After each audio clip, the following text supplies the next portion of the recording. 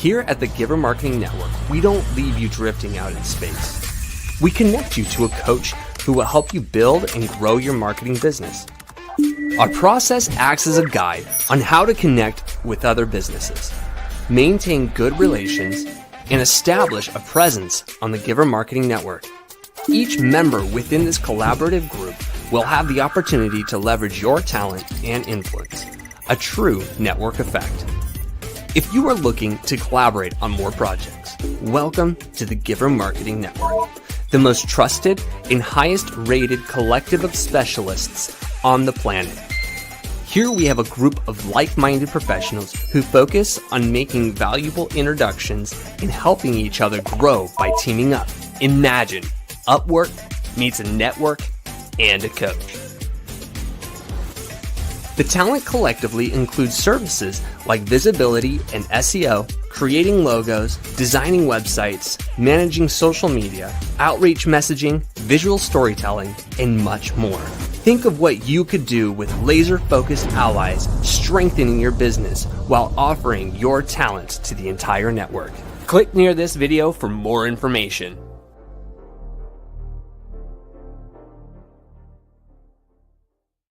Welcome everybody to the Giver Marketing Summit. So excited, Christine. Oh my goodness, I can't wait. I've been looking forward to this all year.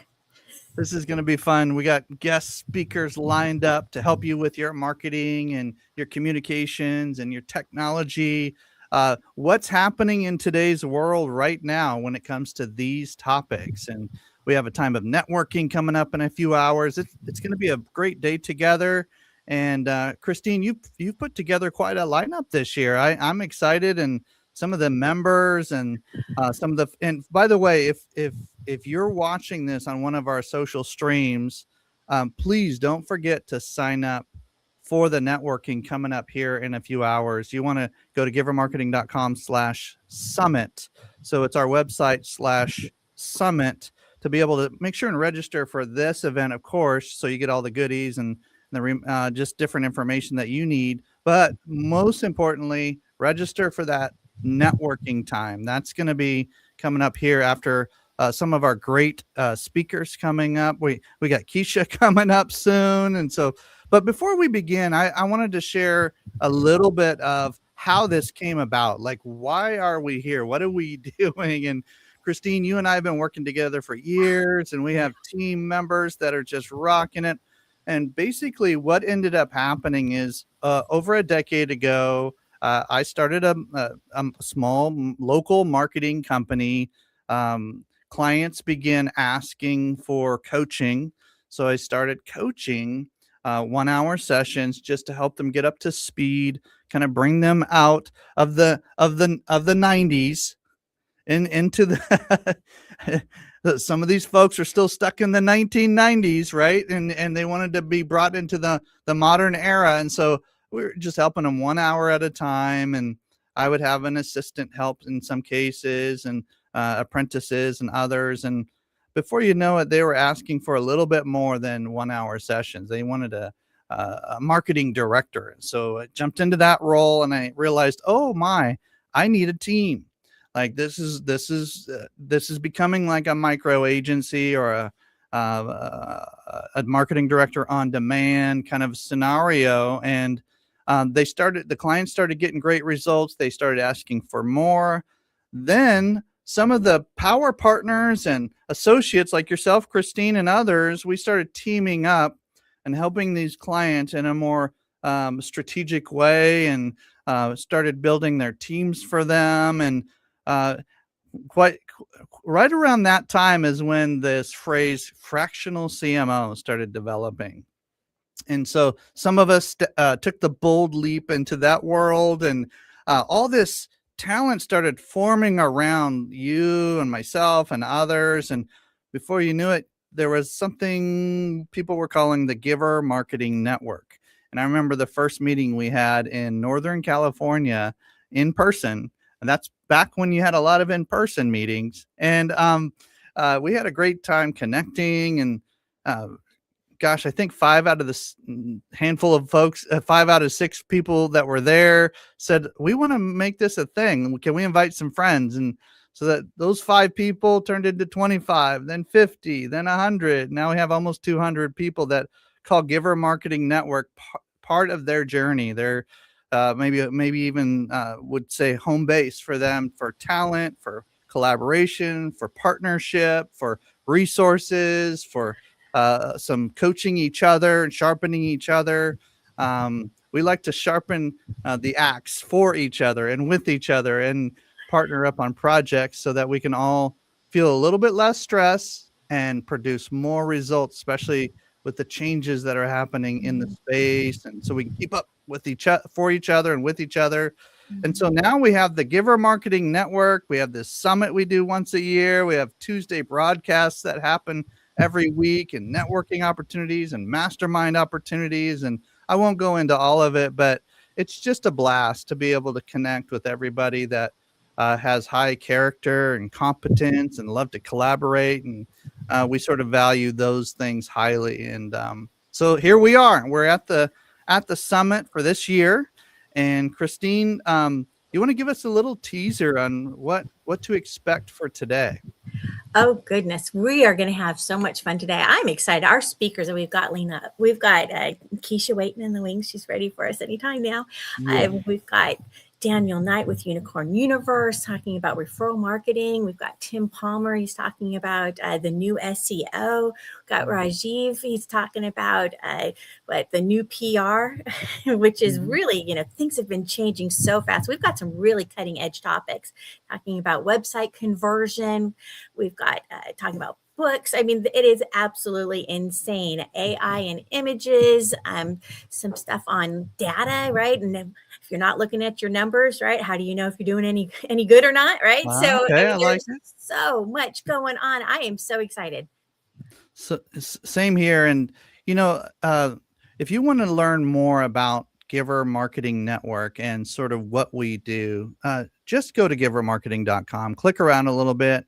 There's a little bot that comes up. You can ask questions. There's ways to schedule appointments with one of us that allows for you to have some QT with one of our coaches. And we're just here for you in your marketing journey, whether you're somebody that's looking for marketing talent or whether you're marketing talent looking for projects.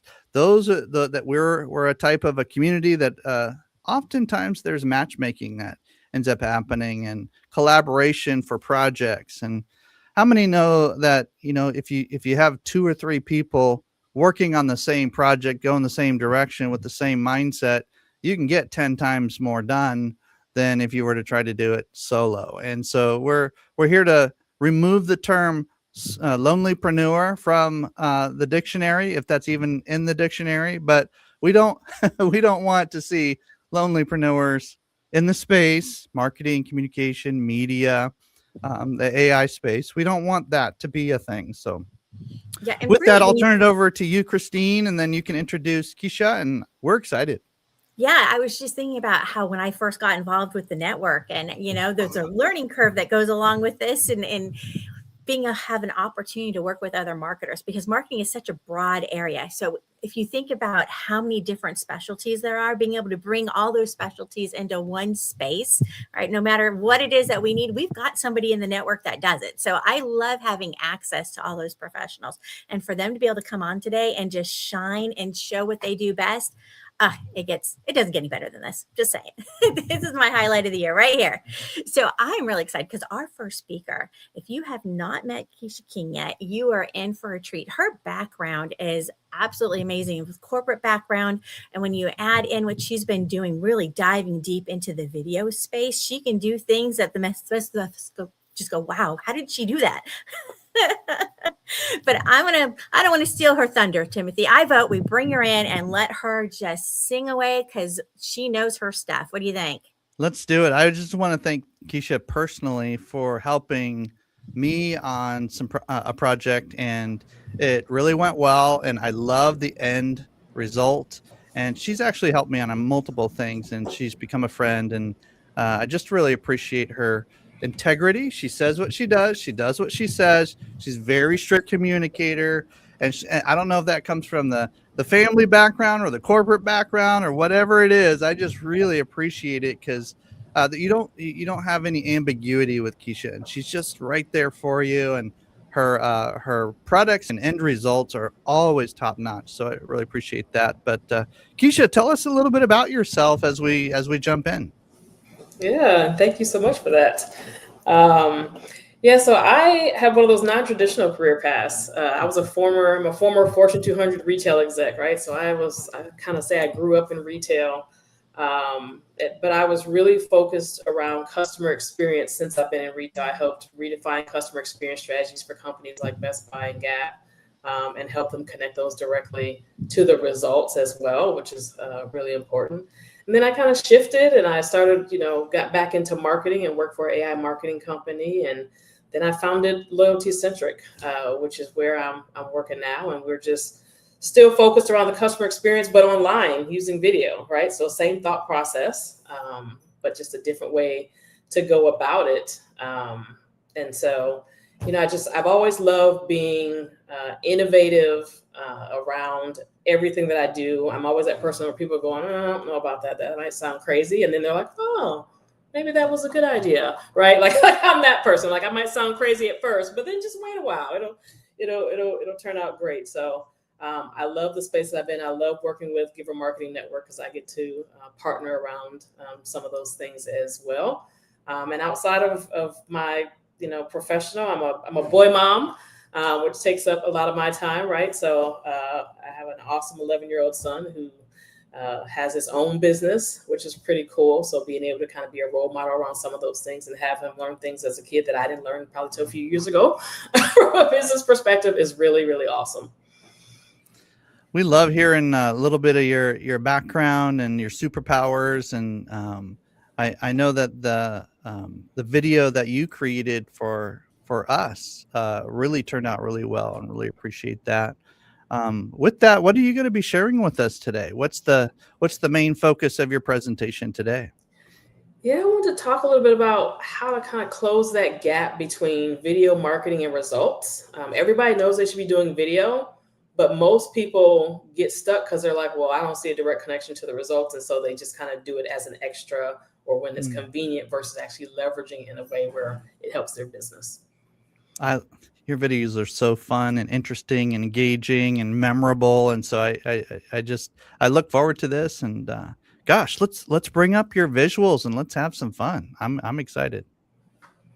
All right. So like I said, we're talking about closing the gap between video and results. So let's see here. There we go. So there's the gap that exists. People often don't know that they've created. So even people that do a really good job of creating video on a regular basis and posting it online, they're just looking at video as content versus infrastructure, right? The effort is going into creation, and then they spend a little bit of time, maybe if any, on where it should go, when it should go, what's the purpose of it. And all of that should really flip. You should spend more time on the purpose of it, the strategy, the customer lens, all those things behind it versus the content piece of it, because that should be informing that. So I really want people to kind of shift how they think about video. Visibility has become the goal when it really should be, how does it move your business forward? So when you think about moving your business forward, it starts with relationships, right? So video can actually build the relationship a little bit by a little bit by a little bit if you use it beyond just kind of using it on your website or on social media. And then it also can remove friction if you're really strategic about it. It can answer questions before they're asked. It can reduce skepticism before a sales call. It can create familiarity before a conversation happens. One of the things we do is animation, which is, Timothy, you were alluding to, and we're hyper personalized when we create those videos, but in a way that it creates familiarity. Like I've had people see a video of a client and then they go to their business and they feel like they've already been there before because we've replicated aspects of their business in animation, right? And they feel like they got to know the business owner through animation, even though it's just an avatar, right? So you want to find a way to initiate relationships and you want to remove friction with video. So your job is a lot easier when you try to get them on discovery calls and different things like that. And I mentioned that I have this background of customer experience strategy with different size companies, from big to small companies. And you want to start with that. Nobody starts with the customer lens, I call it, right? Which combines the customer perspective with their language, right? You can find their language and their thoughts on social media comments, in your sales notes. Everybody uses the AI note taker. You can use go back and find those, the language that they're using. People are sleeping on Reddit. You get a lot of good customer insight there. And you can use those things to find emotional language and comment trends, figure out their mindset, understand their expectation and triggers, so that you can create more intentional and purposeful video content that people are actually going to go, you know what, I need to keep watching what this person's putting out, and they really get what I'm doing and where I'm trying to go, right? You should communicate with each video by shifting how they think before you try to sell them. Most people, like I said, it doesn't, their frustration is that it doesn't translate to results. And so they don't want to spend a lot of investment, either time-wise or financially, when it comes to video. They're like, okay, I'm going to post it. I'm on Facebook and LinkedIn. I'm just going to post it there. I'll gauge if there's some comments, but then they just kind of move on, right? They're not posting it where it's actually useful. Meanwhile, they got sales, follow-up, onboardings, and nurturing that all are repetitive things that they're doing. So it gets boring to them. And then the content's boring to the people that are looking at it because it's mostly just a bunch of verbiage, right? So you don't want that. You want more video than you have verbiage, because if you have to constantly repeat yourself over and over, your video is not intentional enough, and you probably aren't putting it in the right places. So use them where decisions are made, right? Not just where you're going to get likes. Use them where decisions are made. Before the sales call, personalized follow-up, right? Objections and FAQs. What if you had a video that answered the FAQs before somebody even asked them, and they don't have to go through and read all of that, right? What if you had a proposal that was video-based, that's more engaging, that brings people's anxiety down and helps them kind of get over the hump, right? It helps them also understand what the next steps are going to be. And then if you think about onboarding and retention and all of those things, because video is more of an emotional connection, it also can make things more clear. It helps with those things also. It really, video really allows you to insert yourself into the conversation at any point of the funnel or the customer journey versus just being posted. Insert yourself into the conversation. Here's one that I don't know why, but I know why. That was not true. I know why we don't put a lot into video testimonials, but we should. We think about them like, okay, I'm going to have these 3 cool video testimonials. I'm going to either get somebody professionally do them, or I'm going to have my clients doing them. I'm going to put them on my website. And then when they come to my website, they'll see these video testimonials and they'll buy from me because they saw all these video testimonials. First of all, they're usually at the bottom of your website. And then if it's the first time at their website, you haven't built a relationship. They have no clarity around what you do, why it makes any sense to them. And so they may see the video testimonial, but it's not really going to move them forward in most cases unless you've already done the other leg work. Video testimonials specifically should be part of the strategy that moves customers through the funnel as well.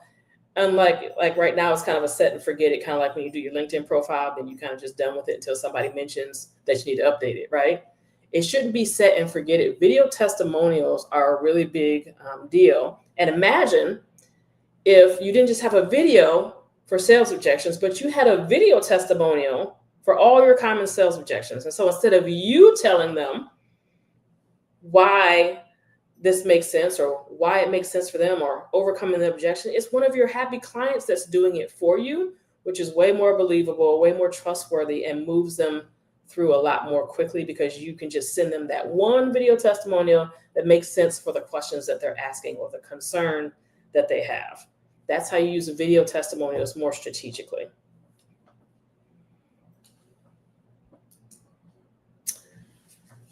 All right, then you got video messaging in general.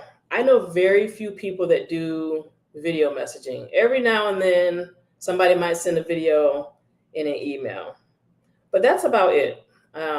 But video messaging works when you meet people inside like the decision-making process versus you send it after the fact, or you just send it out randomly as part of your newsletter, and it's not really something that's helping them make a decision. It's different because it feels one-to-one. Again, it feels personalized. Even if it's not really you live on video, it feels personalized. There's a connection that has, because it's still your mindset, your personality, your language, your likeness, right?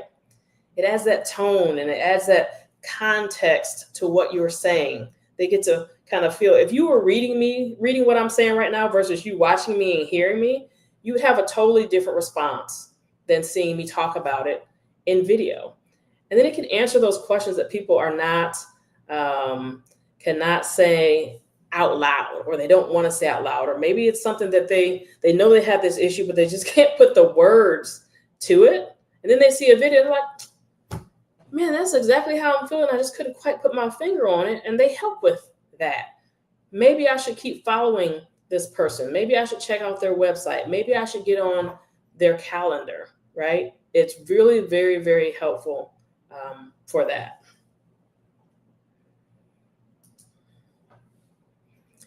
And then what happens when video is used intentionally, right? You eliminate confusion. And remember, we all know this, confused minds don't buy. Number one, if they're confused, they're not going to buy. Number two, if they have to think too hard to kind of fill in the gaps or connect the dots themselves, they're not going to buy. And friction is the enemy of engagement. And so you can solve all of that with a purposeful video strategy using personalized video through video testimonials or other types of video messaging. Leads become warmer when they get on a call with you. You're building relationships faster, so your sales cycle is shorter, right? And then you have better qualified conversations, so you're not wasting your time, or they're not wasting their time. You don't have to repeat yourself as much. Even in networking meetings, you don't have to repeat yourself as much, because if people have been following your content, they already get what you're putting down, right? They're picking it up already.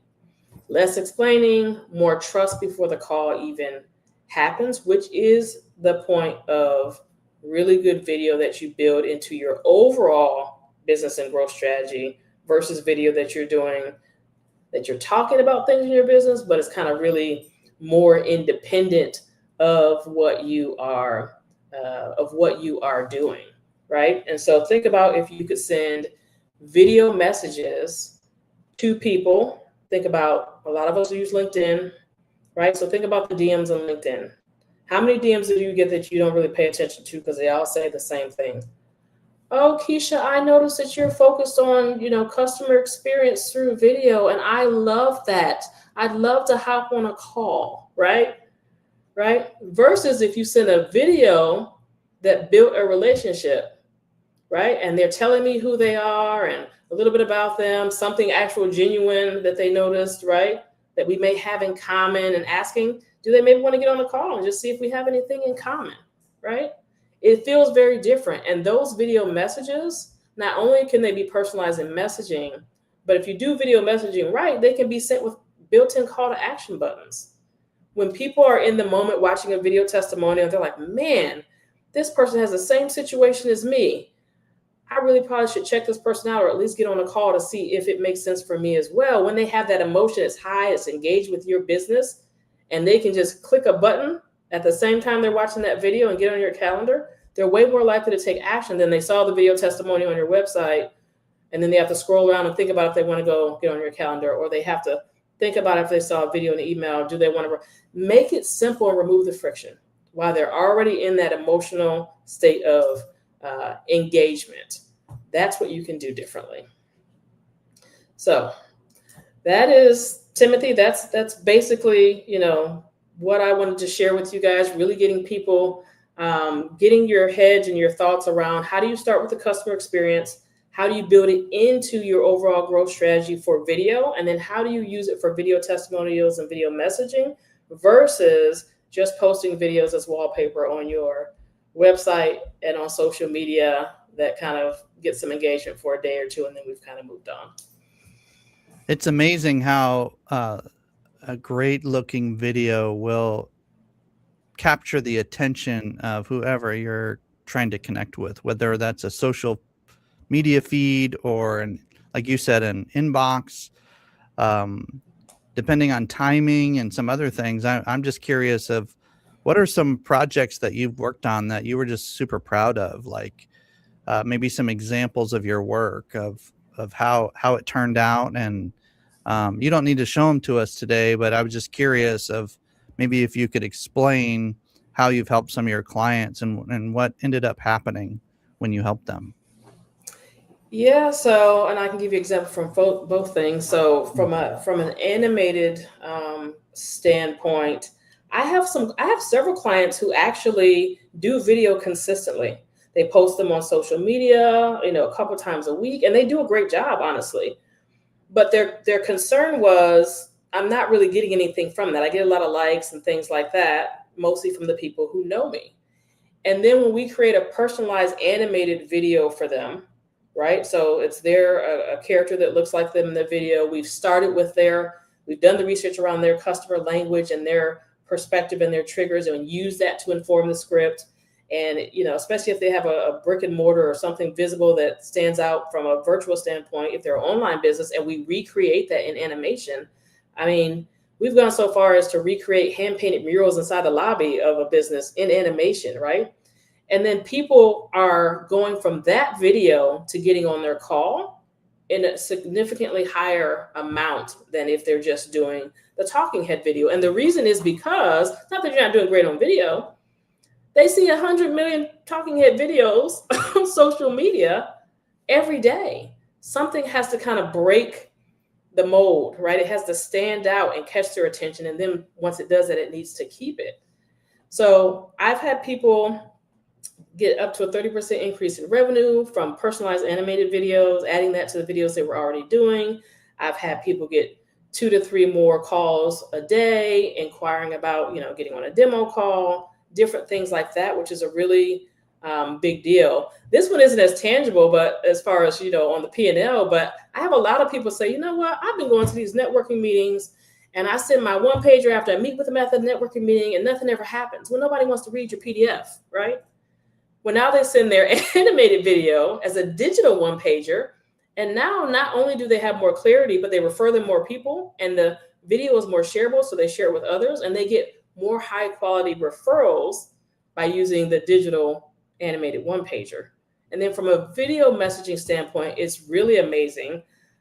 Based off my clients right now, it's anywhere between 18 and 30% increase in leads and conversion when they're using we have a video testimonial messaging platform where they're using that in their business consistently. They're seeing more people getting on their calendar from their LinkedIn messaging, from their text, or from their emails, because it just is more personalized and it's automatically, has that call to action built in. And so to be able to see people's results like that and not having to follow up however many times they normally do in the messaging, in the inbox and all that, it takes a lot of weight off their shoulders, but it's also getting them, more business. So, and that's been true for businesses like coaches and consultants, marketing professionals are probably the top 2 that have been using it. And then I've also got, a few franchises as well that are doing that and seeing those big differences in addition to those. So it's been pretty cool.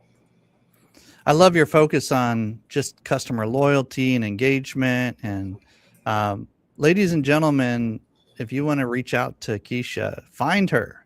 Look up her name, Kiesha, and she'll just come right through the screen with that big old smile, and she'll help you on multiple things having to do with. Well, you can also look up Loyalty Centric, right? And your name is your business name is it says it all right there. But Kiesha, how else do people get a hold of you? What's your website name, and maybe a little bit more about what services that you offer directly or top of the service list? Yeah. So website is loyaltycentric.tech. So it's t.tech, just for that. And then you find me, I'm always on LinkedIn. So it's just Kiesha King with Kie. There's a lot of Kieshas apparently that I don't know about, but they spell their names different usually. But I'm on LinkedIn all the time, so you can follow me there, and I share a lot of insight there around video marketing, which is pretty cool. Our top two services from a client perspective are our animated videos that we create for businesses. We do those for ads. We do them for your digital, one pager, so you don't have to send that PDF after your networking meetings, for social media, website, all of the things. And then, like I said, we have a video testimonial messaging platform. It's called Video Fluent, right? So we're going to help you be fluent in video. You can record inside the platform or upload video to it. And it's literally the easiest way to get video testimonials and to send video messaging. My 11-year-old son uses it without any of my help, if that helps you understand how easy it is. So those are the two things that the two main things that we offer. Yeah. So good. So good. Christine, thanks for getting us started with Kiesha. She's always really informative. Absolutely. Really appreciate that. I was just thinking, Kiesha, don't you have some kind of special offer that you're offering our fans out there? I do. I made a special offer, especially for this. So normally when we do offer a trial, it's 7 days and you have to put your credit card in, all that. So we have changed it for you guys. It's a 15-day trial for our video platform where you can collect video testimonials and send video messages. And you don't have to put in a credit card. If you want to keep using it later, you can sign up, but there's no catch. So it's just free to check it out and try it for 15 days and see how that works for your business. And if you do the trial, you can always reach out to me. My clients reach out to me all the time around how to use it for your business and how to get the most use out of it. That's great. So find you on LinkedIn, Kiesha, and message you and say, hey, tell me more about your videos. Tell me more about how this can bring more attention, more conversations, more appointments, more activity with my brand, and she'll help you out. She's helped us out on a couple of things and really appreciate the work that she's done. And I just grabbed off her website. There's a spot where you can see client videos, and I just had to share this. I love Kiesha's work, and so she's got this unique style. And so, Kiesha, do you have one of these that's your favorite? Do you want us to pop on? Oh, I think there's one. It's probably a little bit further down. This guy's name is Ryan Maney. What I love about his is because we try to put you at the intersection of your personal and professional. I see it right there. Your personal and professional brand, right? Because people need to understand your personal brand before you're professional. And so Ryan is a pro golfer. He was a pro golfer. And now he teaches leaders in corporate environments, does leadership trainings and workshops and all this stuff. And so his video is set on an animated golf and leaders course. Are feeling well, first we have to get symptoms of burnout. Past the ad, I think, transform right? Or your business culture. We're in the right spot. Prevent burnout and better engage your people by leading yourself first. Life is similar to golf. Sometimes you get bad breaks from good shots and sometimes good breaks from bad shots. Either way, you must play it where it lies. Bad breaks throw managers off track, while leaders turn bad breaks into opportunities. Leaders create respect and trust, relationships, and results that build resilience in teams. That's where I come in. I'm Ryan, pro golfer turned leadership coach that helps businesses like yours thrive. We build strategy, alignment, and trust so that both you and your team turn obstacles into opportunities.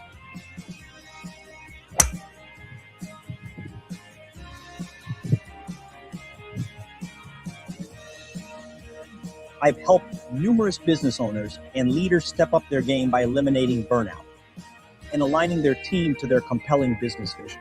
I'd love to help you avoid burnout and reach your full potential.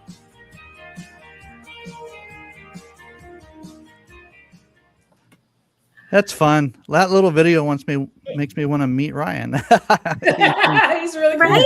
That's the whole point behind it, right? It's bringing things to life. That's so much more fun than just, your typical, I created this on Canva, boom, come talk to me, right? I mean, right. There's something about that. And so, Kiesha, I can't help but wonder, as you're getting involved. How do you even come up with the ideas? I mean, where does this come from? And what if, if somebody's out there going, gosh, I'd like to have a really cool video. Maybe I should talk to Kiesha about, but how do I make myself cool on video, right? I want to be like that.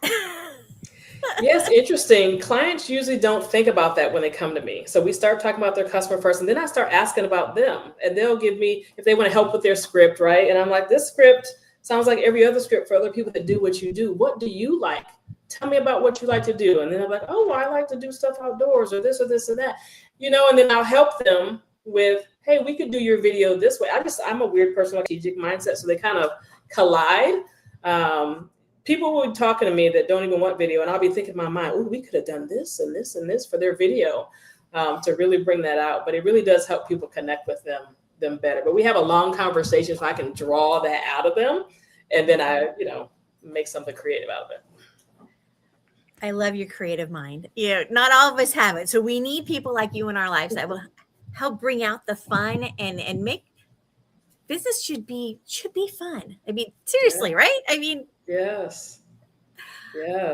LoyaltyCentric.tech. I love it.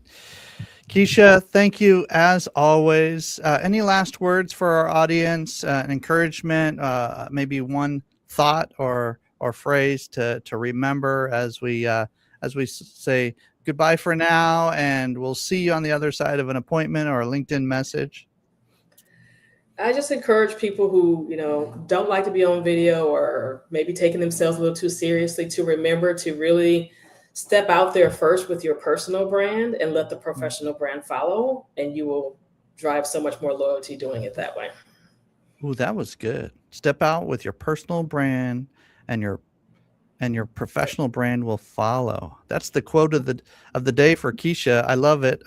Thank you so much for bringing some just encouragement and some overview of you can do this and just experience video for your brand in a way that's simple and easy and memorable and engaging and fun. And that's what I think of when I think of you. So thank you so much for your hard work with us and others. Appreciate it.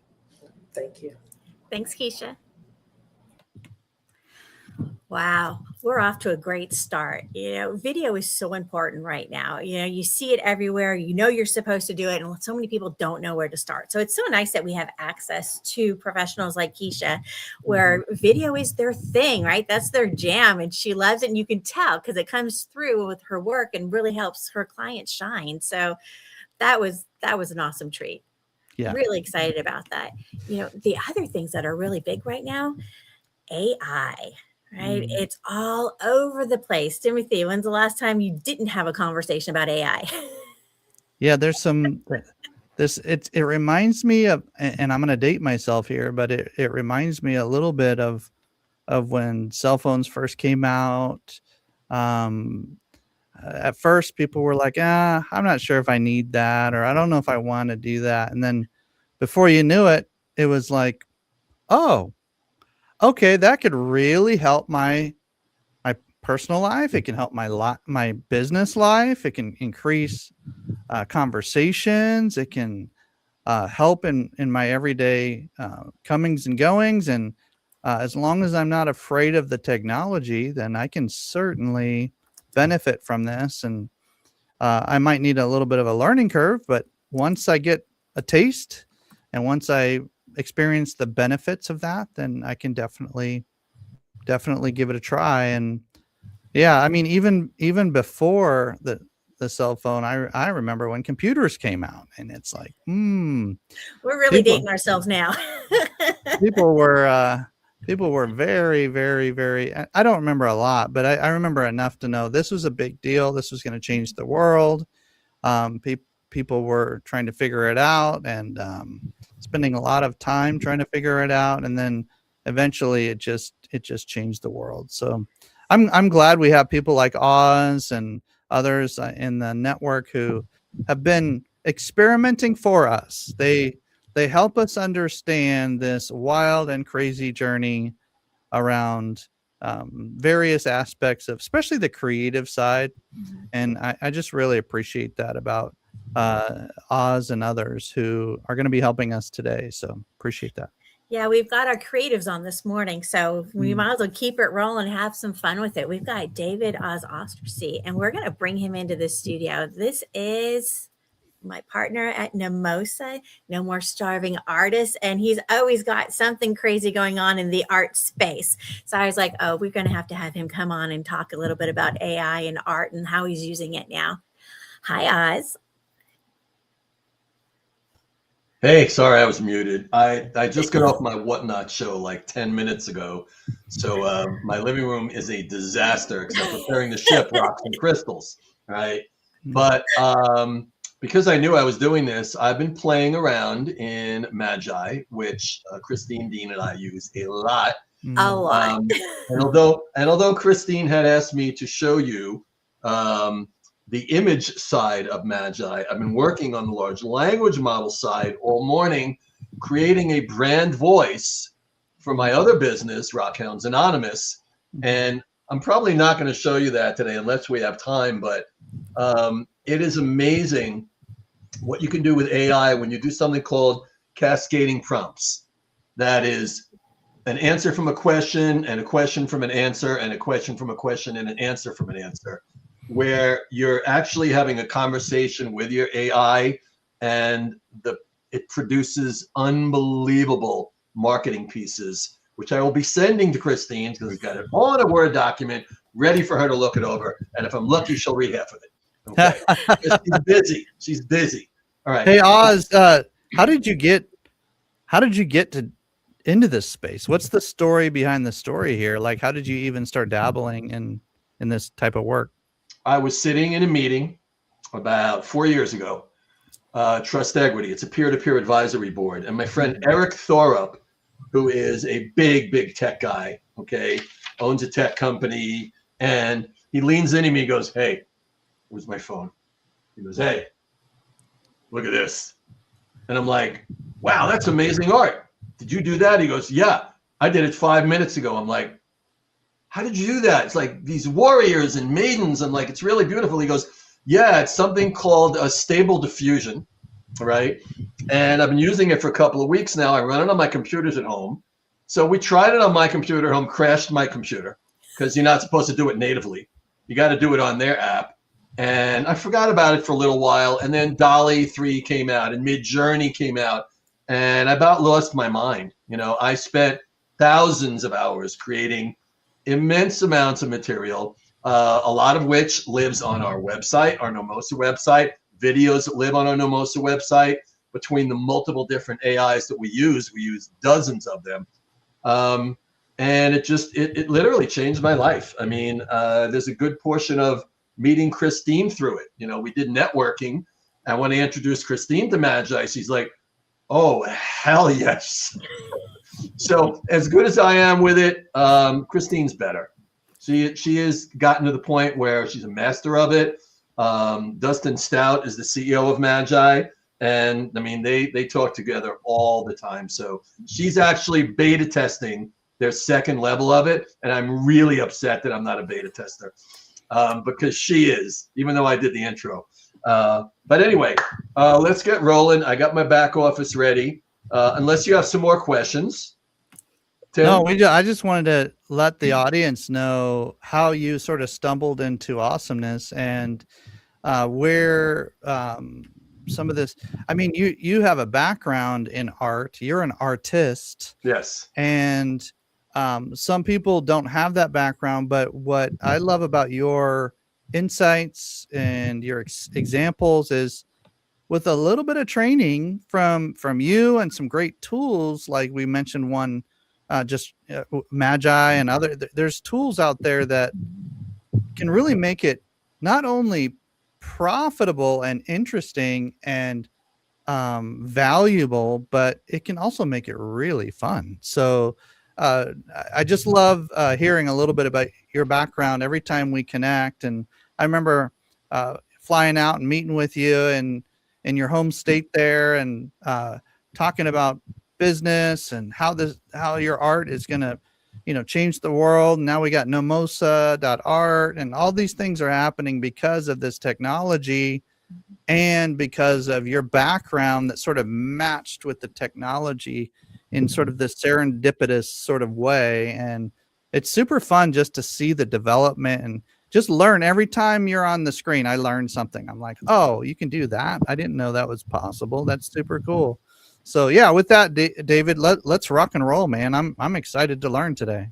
All right, sweet. So I guess it's the present button. It is the present button, and then we'll pull it on the screen for you. Oh, share screen. Here it is. Then you have to find the right screen. Yeah. Okay, there's a lot of buttons here. All right, here we go. There is a lot of buttons, especially if you have a lot of windows open. But I think Can you see the pretty lake with the mountains and all the stuff? I see it. Here it comes. Here it does. All right, there you go. You got it.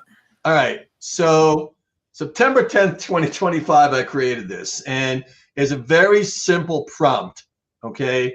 And I just want to show you something that's very different about Magi than everything else. So, alcohol ink style of a field of wildflowers next to a blue-green lake below a huge purple mountain. Very simple.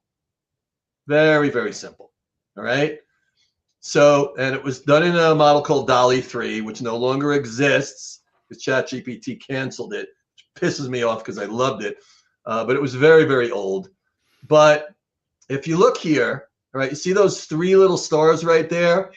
After you press those stars, it becomes this massive paragraph, okay, with an artist at the end, because it reads the type of artwork it is, and it just puts artists in there and all of this massive detail, all right? So I'm just going to show you really, really quick, and we'll do one live, what I created from that updated prompt, all right?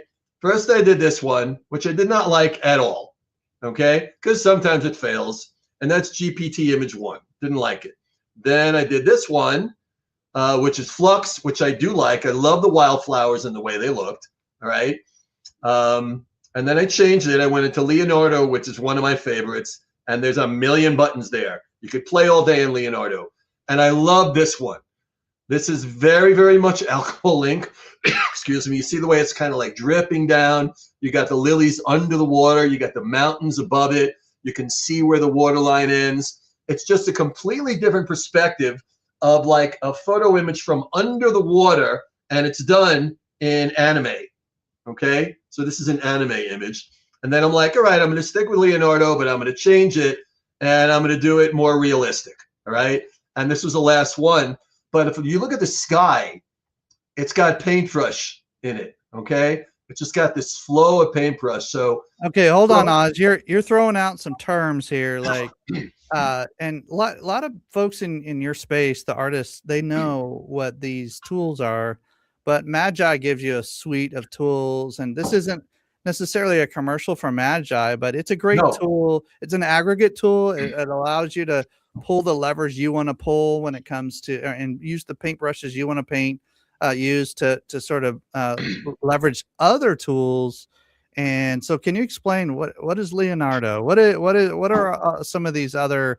You mentioned Stable Diffusion before. What are some of these tools that are built into Magi that you're using to produce this art? They're very interesting. I'm glad you asked that question. Let's go find out. So, when you press this little generate button, you have these boxes that come up, all right? And so I'm going to click this.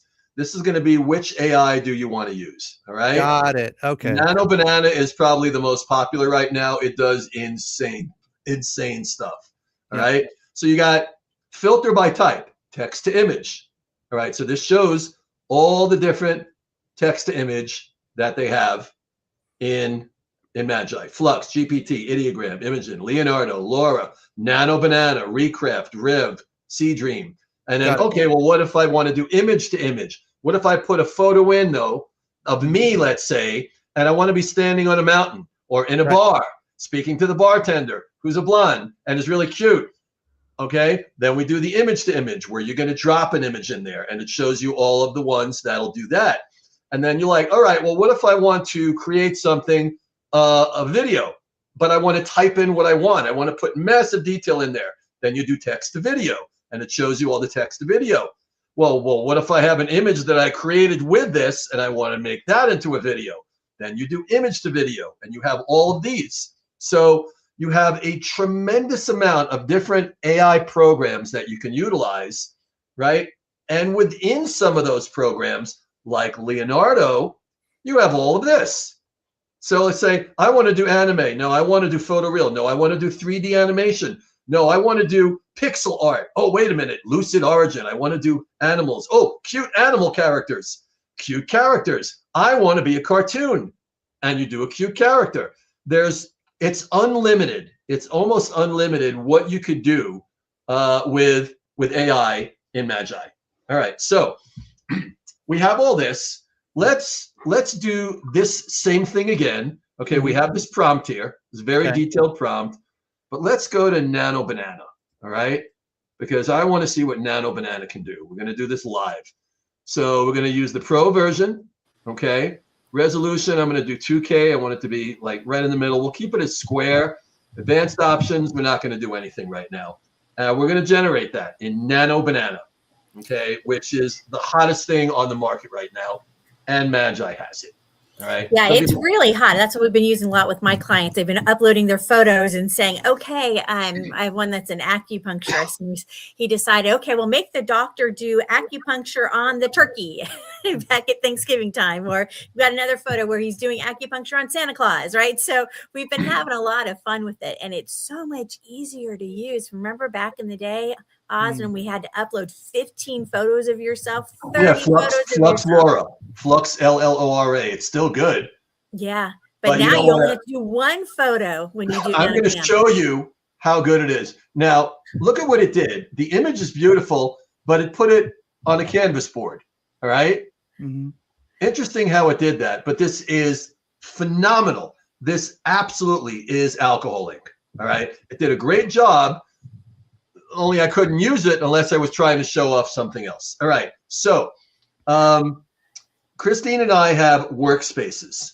All right. So this is going to go into the workspace. I got David's brand. We got the Networking Diva, the Great Discovery, which we're members of, Nomosa, which is our business. We have an AI workspace, and we have migrated images from the old Magi where I pulled all the old images in.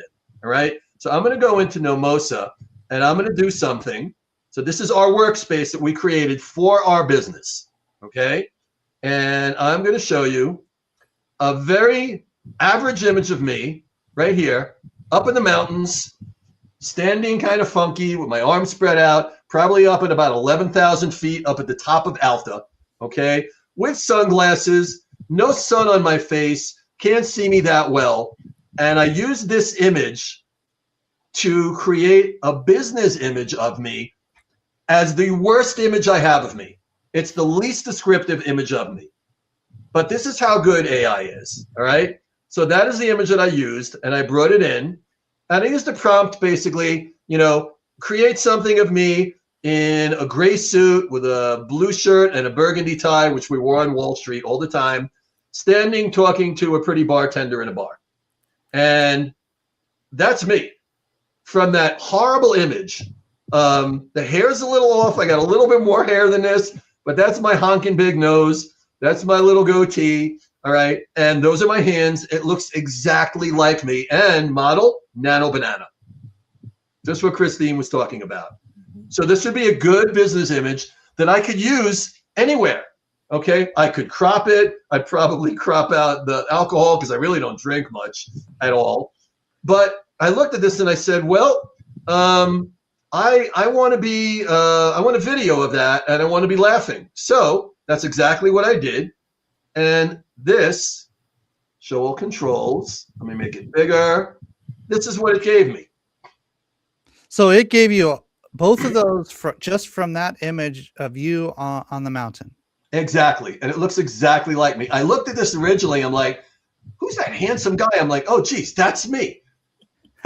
I love it. I love it. And this is how good Nano Banana is. You could take a very average photo of you wearing sunglasses, and I don't know if it searched the internet to get more pictures of me. I have no idea how this got so spot on, because that is pretty much exactly what I look at. Even got my shoulders right. Okay. Yeah. Anyway. I think I see a lot of likeness there. And you mentioned Nano Banana a couple times. Google's been I did not see that coming. I didn't see Nano Banana coming out of left field from Google. And so, ladies and gentlemen, as you're listening to this, you probably heard this term, but you haven't played with it yet. If you have played with it, we're going to remind you this is a developing trend where these language models are really highlighting their superpowers around imagery, art, and the like. Any kind of imagery that sort of captures your attention or creates something. And they have so many video and imagery type tools now.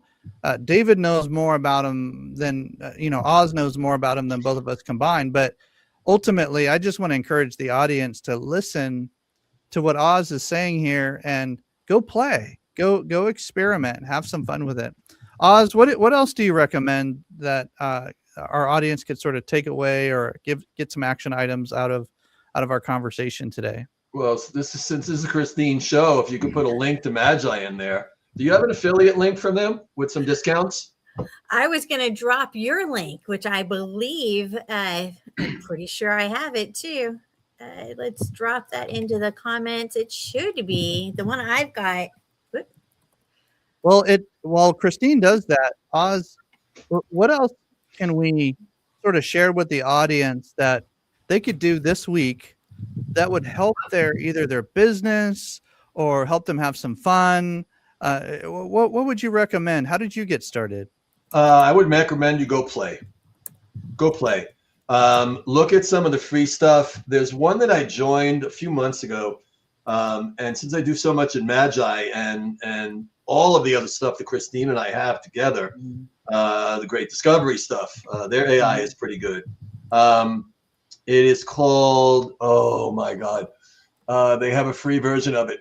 Is it Galaxy AI or is that something else? Geez, I completely forgot.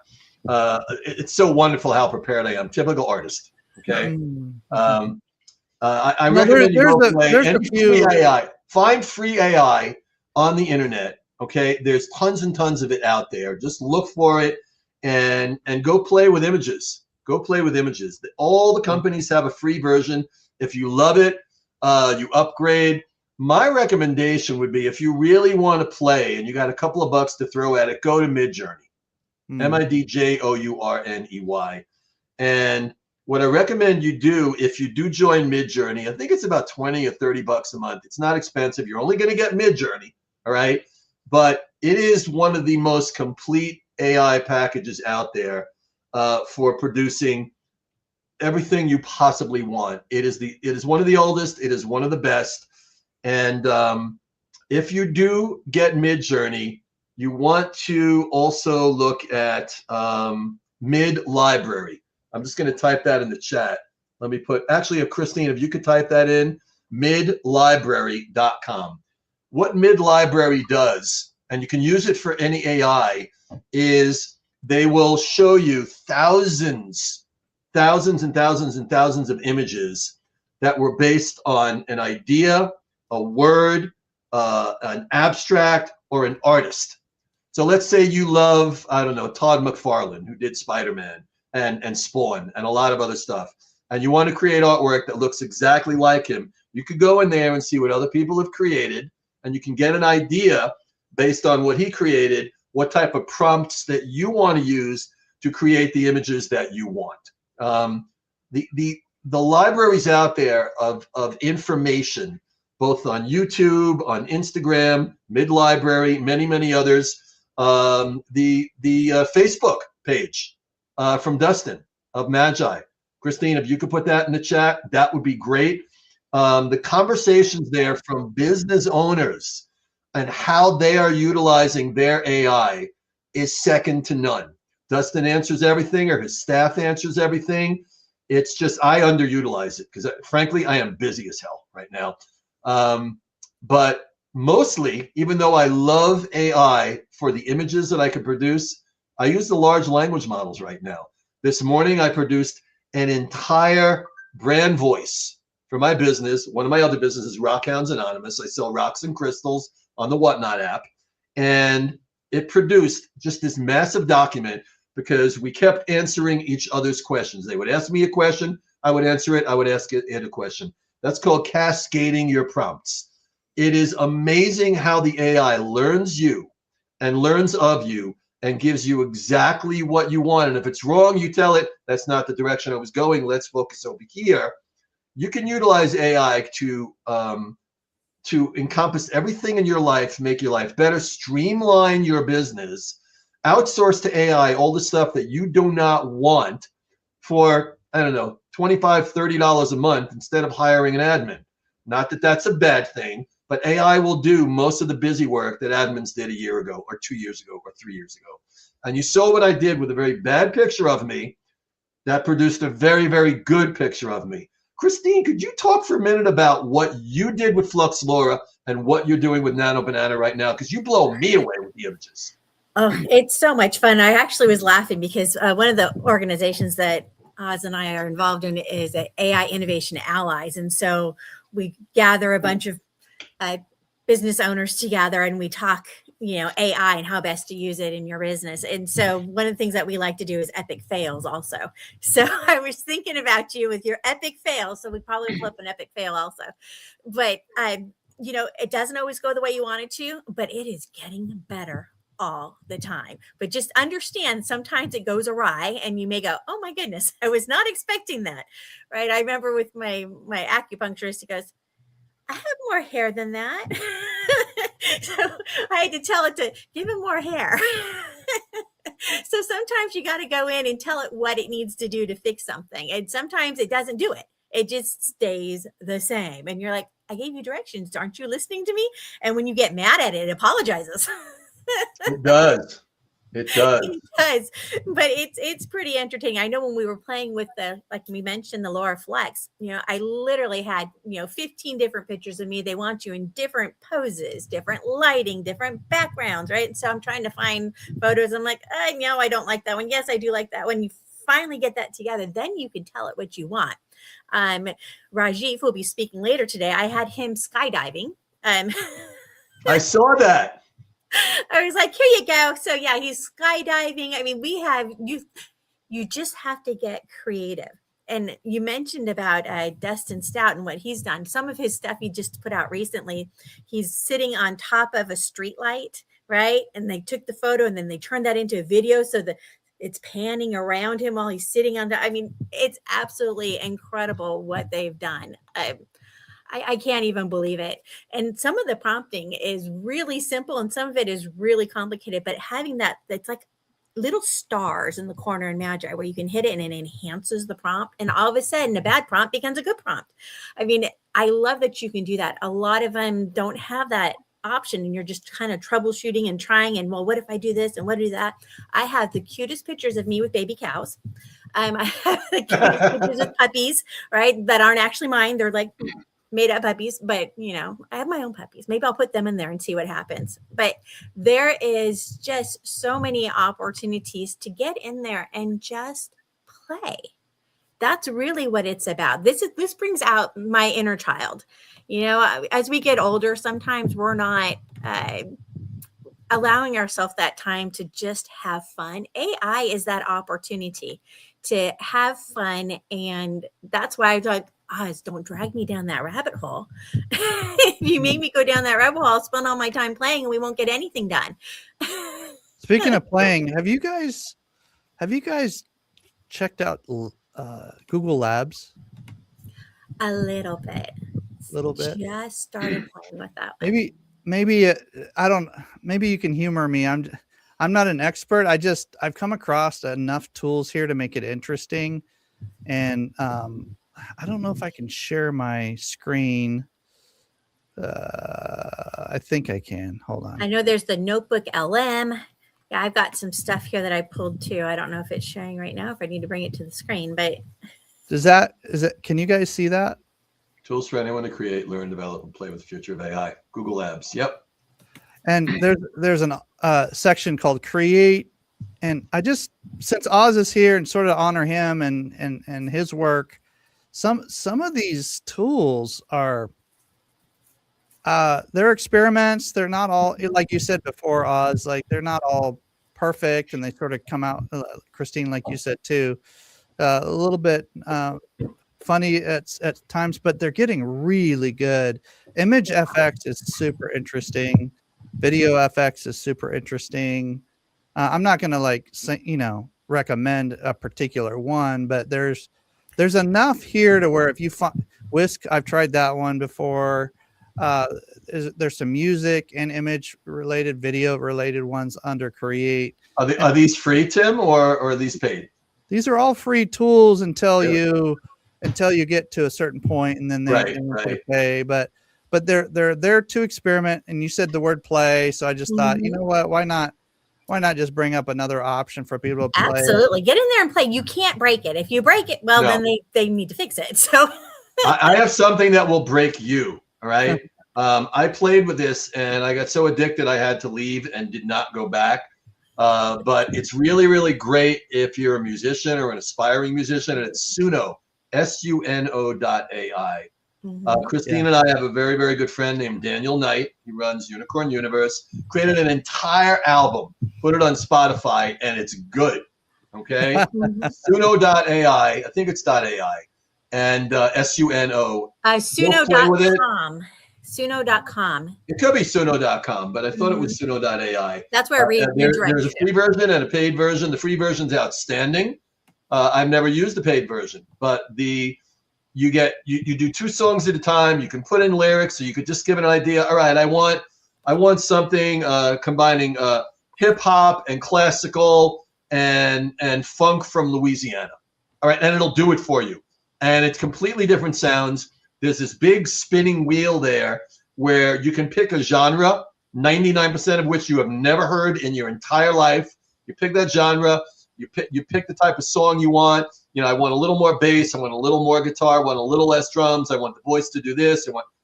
It's unbelievable. Suno, SUNO. You can become addicted to it, or you can use it professionally and produce in this litigious society where if you're using a song and somebody goes, oh, well, I wrote that, write your own and use it for your business. So before you guys kick me off, I did want to show you something. If I could share my screen really quick. While you're getting that prepared, Oz, I want to mention one thing, and then I'm excited to see how people can connect with you as well. But Suno is also good on the consumer side. Like I'll put it up and have it play in the background and just play with different radio stations. It's basically like Spotify for creators. Yeah. And it really has some different sounds and some unique experiences just as a consumer, just listening to all the creative music that's been developed. So great call out, Oz. Appreciate that. You're welcome. So yeah, of course I had to make a Networking Diva anthem. She's the queen of the connections game, lighting up the world with her name. All right. You just gotta love it. You know, if you're not having fun, you're not doing the right stuff. Just saying.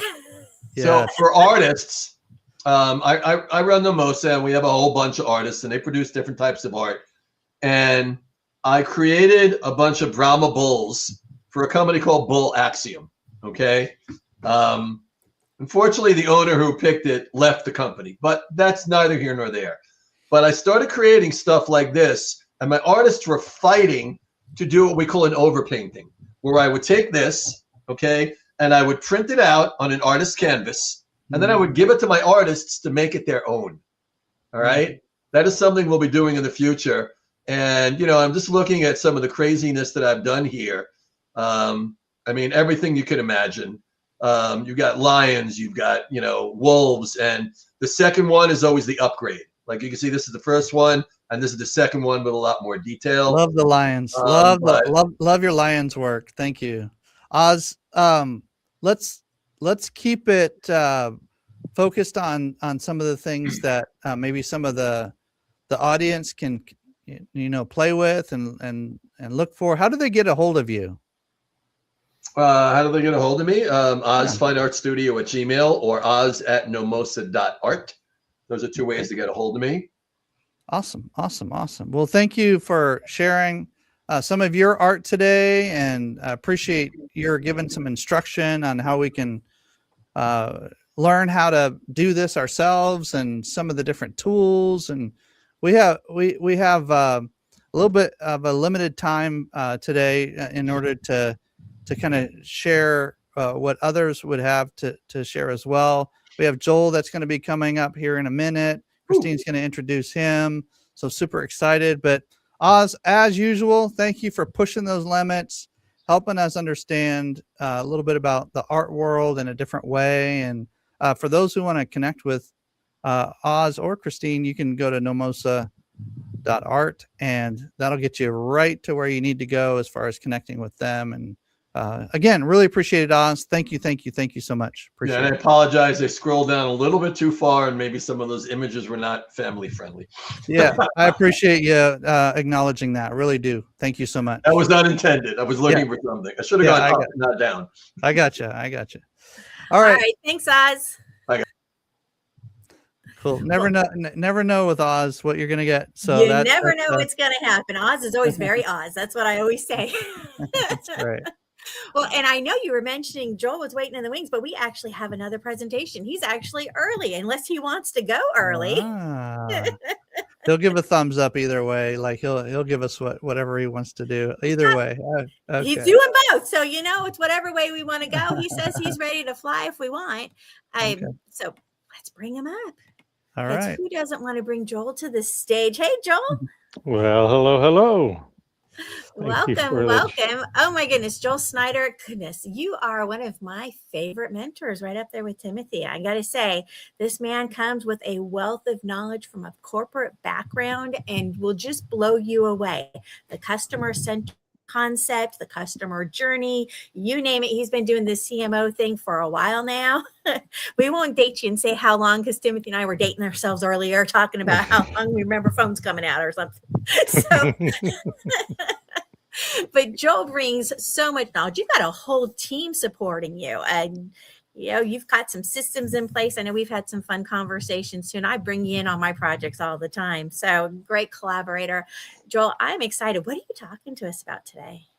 Well, I think what's interesting, we've had a lot of conversations in recent months, of course, around AI and the way people are leveraging it. But what I wanted to really bring out today is the relationship of a CMO and how that interacts in this AI era.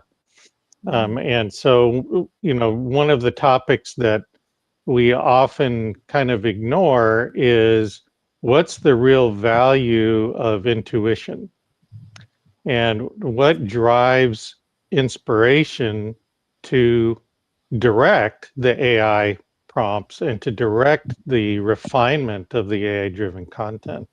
So I kind of just have a nice overview on how that all interplays. Ooh.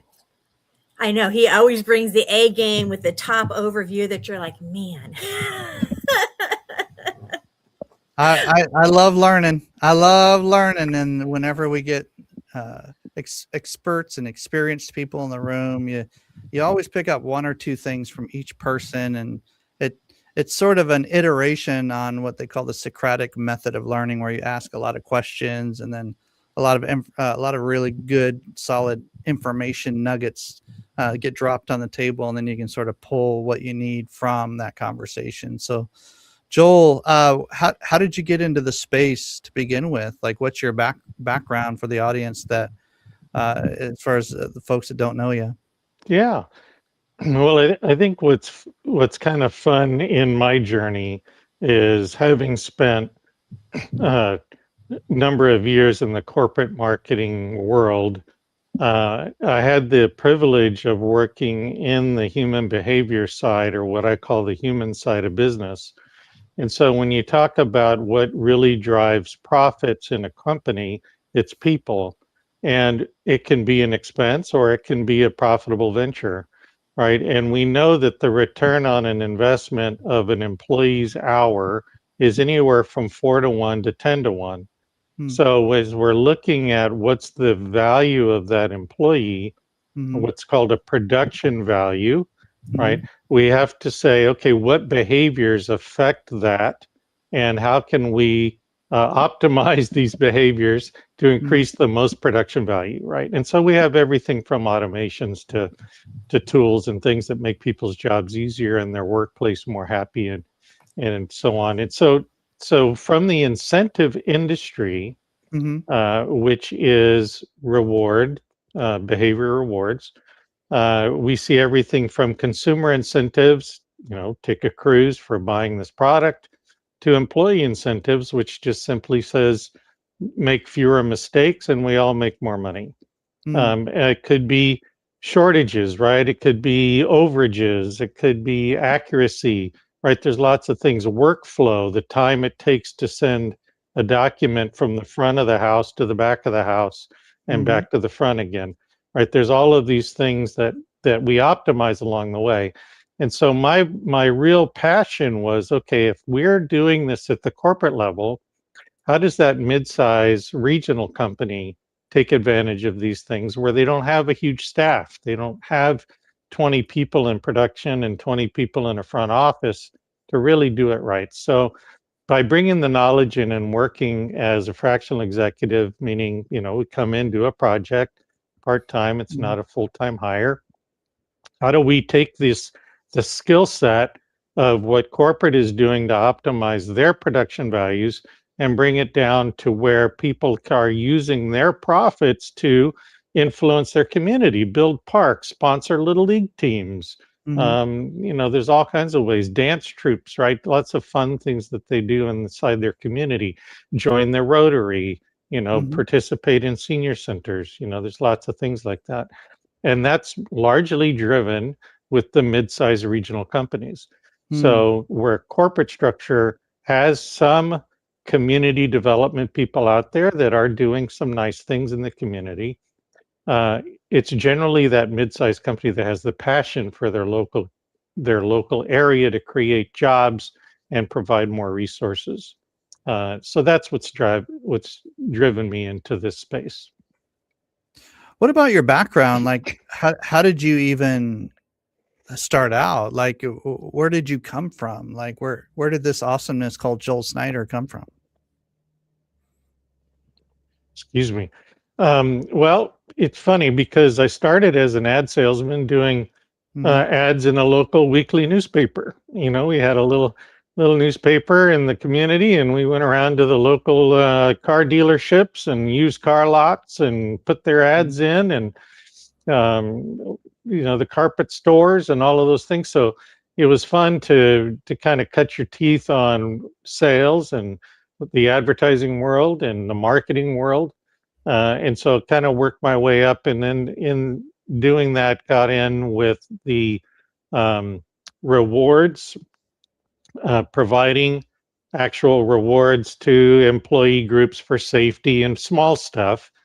Then was captured by the larger marketing companies, Carlson Marketing Group, Certificates companies, and some of those, to do work for them and educate their distributors on a regional level. So I covered the 13 Western United States and got to work with some really great people on very large corporate programs.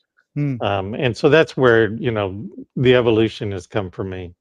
Love it. That speaks a lot to your breadth of knowledge and your background as it relates to helping people. Even as we jump into some of your presentation today, you ready to rock and roll? Let's have some fun. Let's do it. So again, just kind of a little bit about the background. We've, over 40 years now of experience in sales and marketing, and we've constructed a team that is now running managed campaigns, because there are three main elements. You're going to hear about this a lot today: predictable, profitable, and scalable. So we need a multi-layered approach in order to inform our growth pathway. And so as we kind of look at this, what's really our vision as a company is to give you a trusted advocate, because in the end, a lot of agencies out there are selling packages, right? Buy our SEO package, buy our website campaigns, buy our email, our LinkedIn outreach, and so on. right? And that's all fine and good. And we need specialists in those areas. But when it comes to what's going to effectively grow your business, we need to look at strategies that kind of cut through the noise, that create a scalable result by implementing good emotional connections, again, modifying people's behaviors so that we get conversion actions, right? Things that actually are going to move the needle for a company to help them on their growth path. So my vision was to redefine the marketing agency relationship. We want to provide a gold standard of client advocacy so that we're not spending just to spend. We want to be fiduciaries on your budget. We know that marketing and advertising costs is your grocery money. It comes right off the bottom line. And if you're not seeing a return on that investment, then you might as well go sit on a beach and let's just be friends, right? Because in the end, business is about turning a profit. So we want to transform marketing into measurable growth. And that's where our behavior modification strategies are understanding which tools are going to influence the right audience to take the right action at the right time. Those are our way of building long-lasting and trusted-based relationships. So what informs our work? Well, we know that we have to create everything from a bespoke process, meaning that as an executive leader in your company, there are ways that you do business. And we want to create campaigns that amplify and actually enhance the way you do business. So if you have a lead generation follow-up system, I don't want to sell you another lead generation follow-up system. We want to enhance and inform the one that you have, right? So that you're not trying to relearn all the time another person's thing. And then when you get tired of it, you got to relearn a whole new system all over again, right? So we want to first find the one that you're the most comfortable with and then inform that.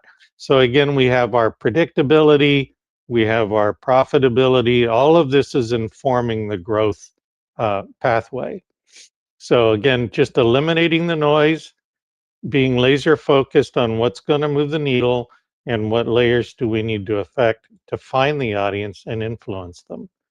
So, we don't work with hundreds and hundreds of clients. We have over the years, but within a given year, we try to keep our focus to about 30 to 40 key accounts. And with that, we notice that our retention rates are much higher. We get tons of new projects from our current clients because they now are trusting us and they understand that we're not just out to spend their money. And our model is very flat fee oriented. So it's not the more you spend in ads, the more money we make. The last thing I want is an incentive to spend your ad dollars.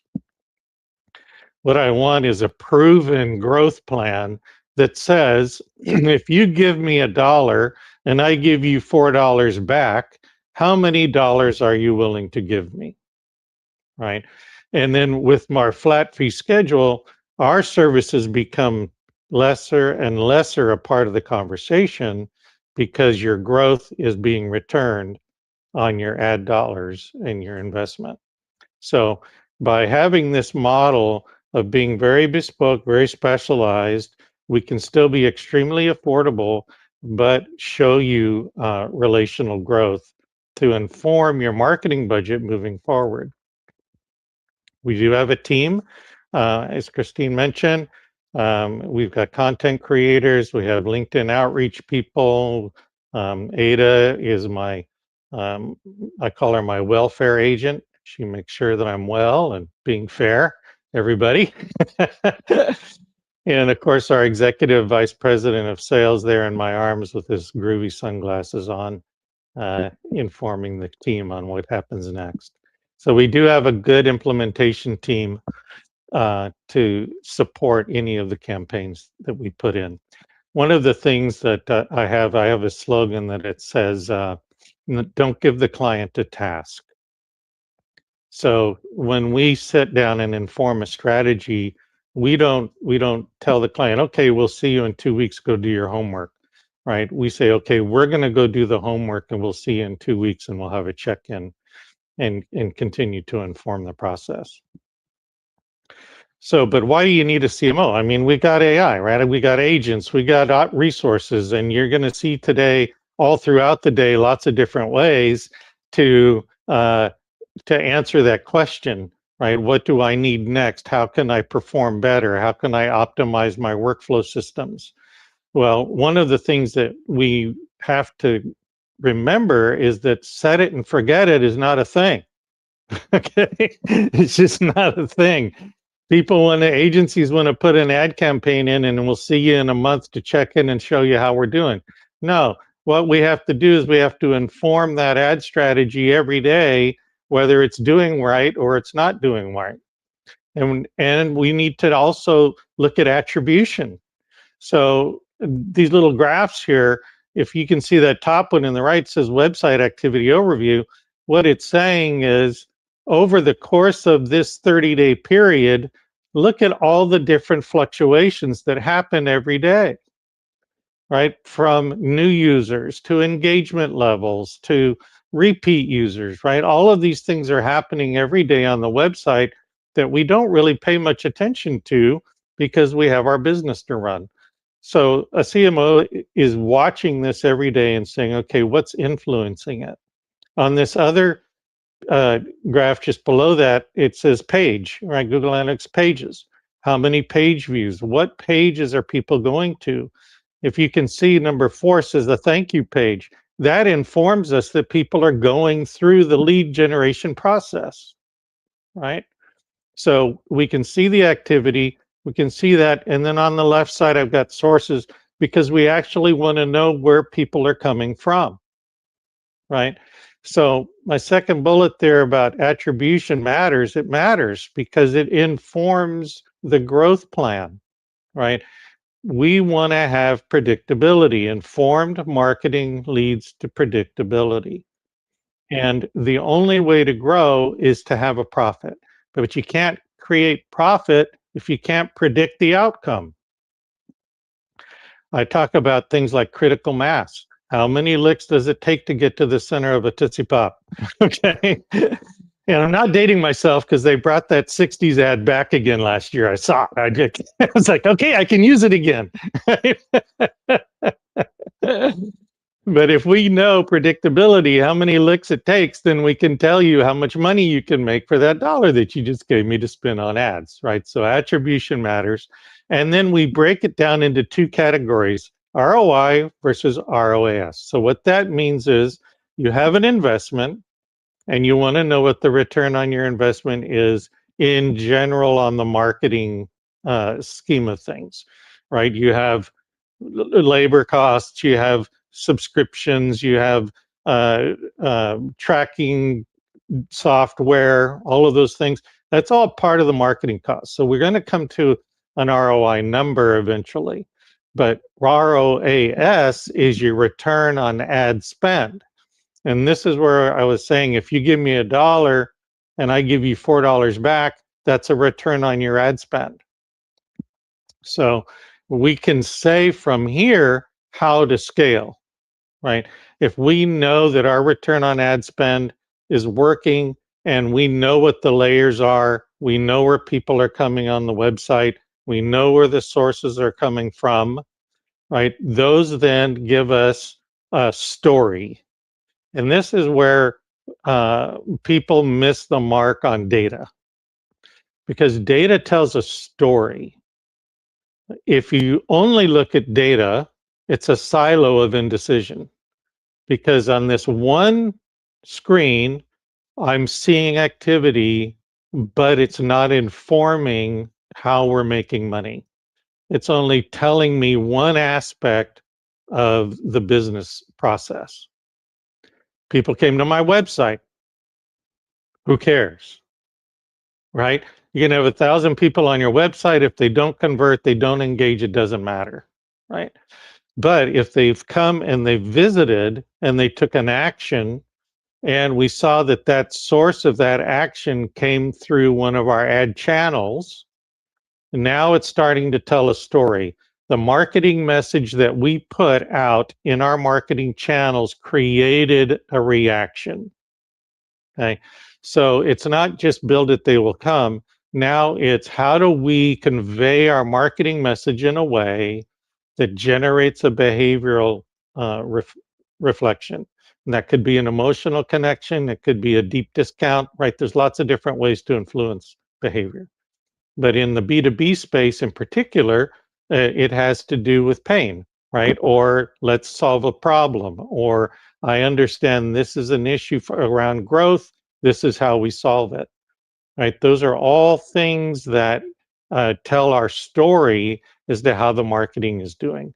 The data informs it, lets us know what channels are influencing it, but the story is the one that we're looking at, and that's what informs our growth path. So we have layers now, we have trends, and it informs opportunities. One of the things that we do in a marketing assessment is many times we'll talk to the client's customer. And after talking with the customers, we generally uncover opportunities that the client never knew existed, right? And it could be, gosh, I didn't know you guys did that. It could be, God, it would be really great if you guys could do this, right? And by taking that story back to the client, we can now create an informed opportunity.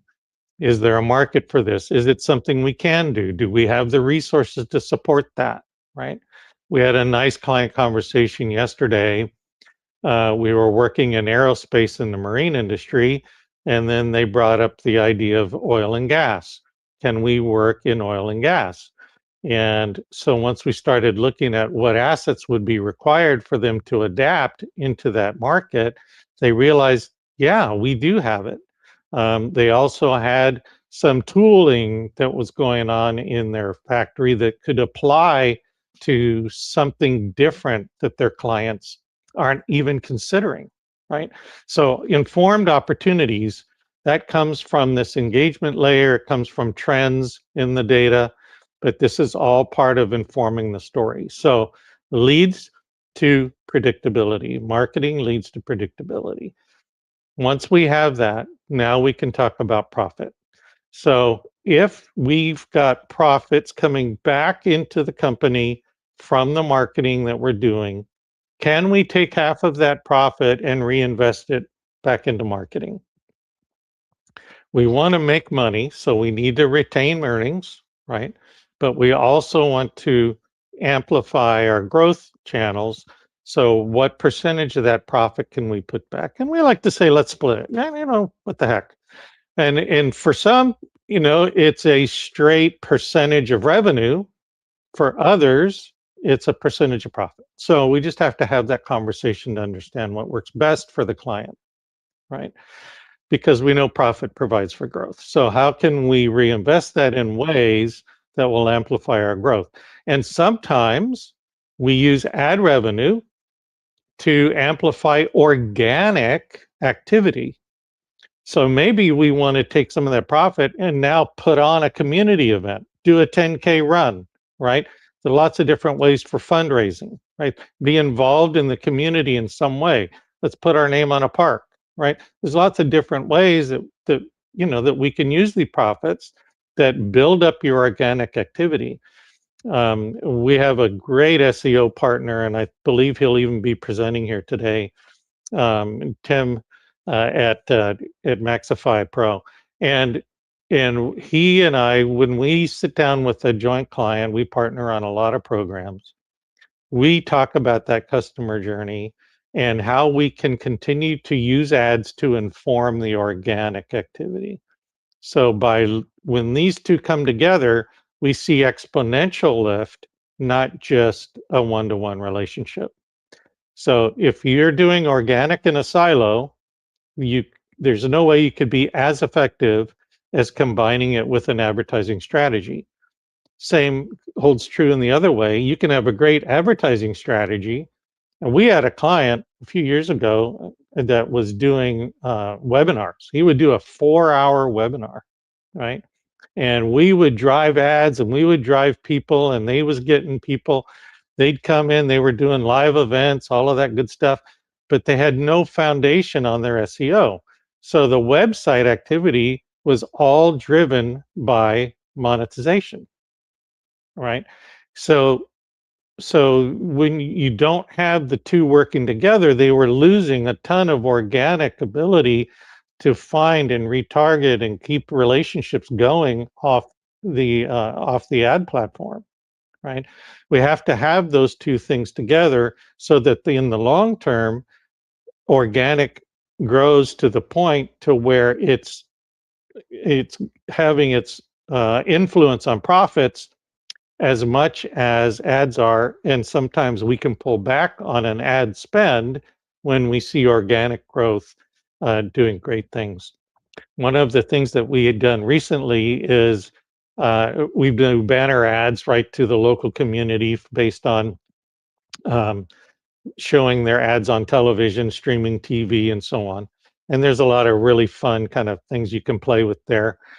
We can actually take a high-performing Facebook ad or Facebook post and stream that to TV. So now it's on connected television. They see this incredible Facebook video, and now their Facebook page is blowing up.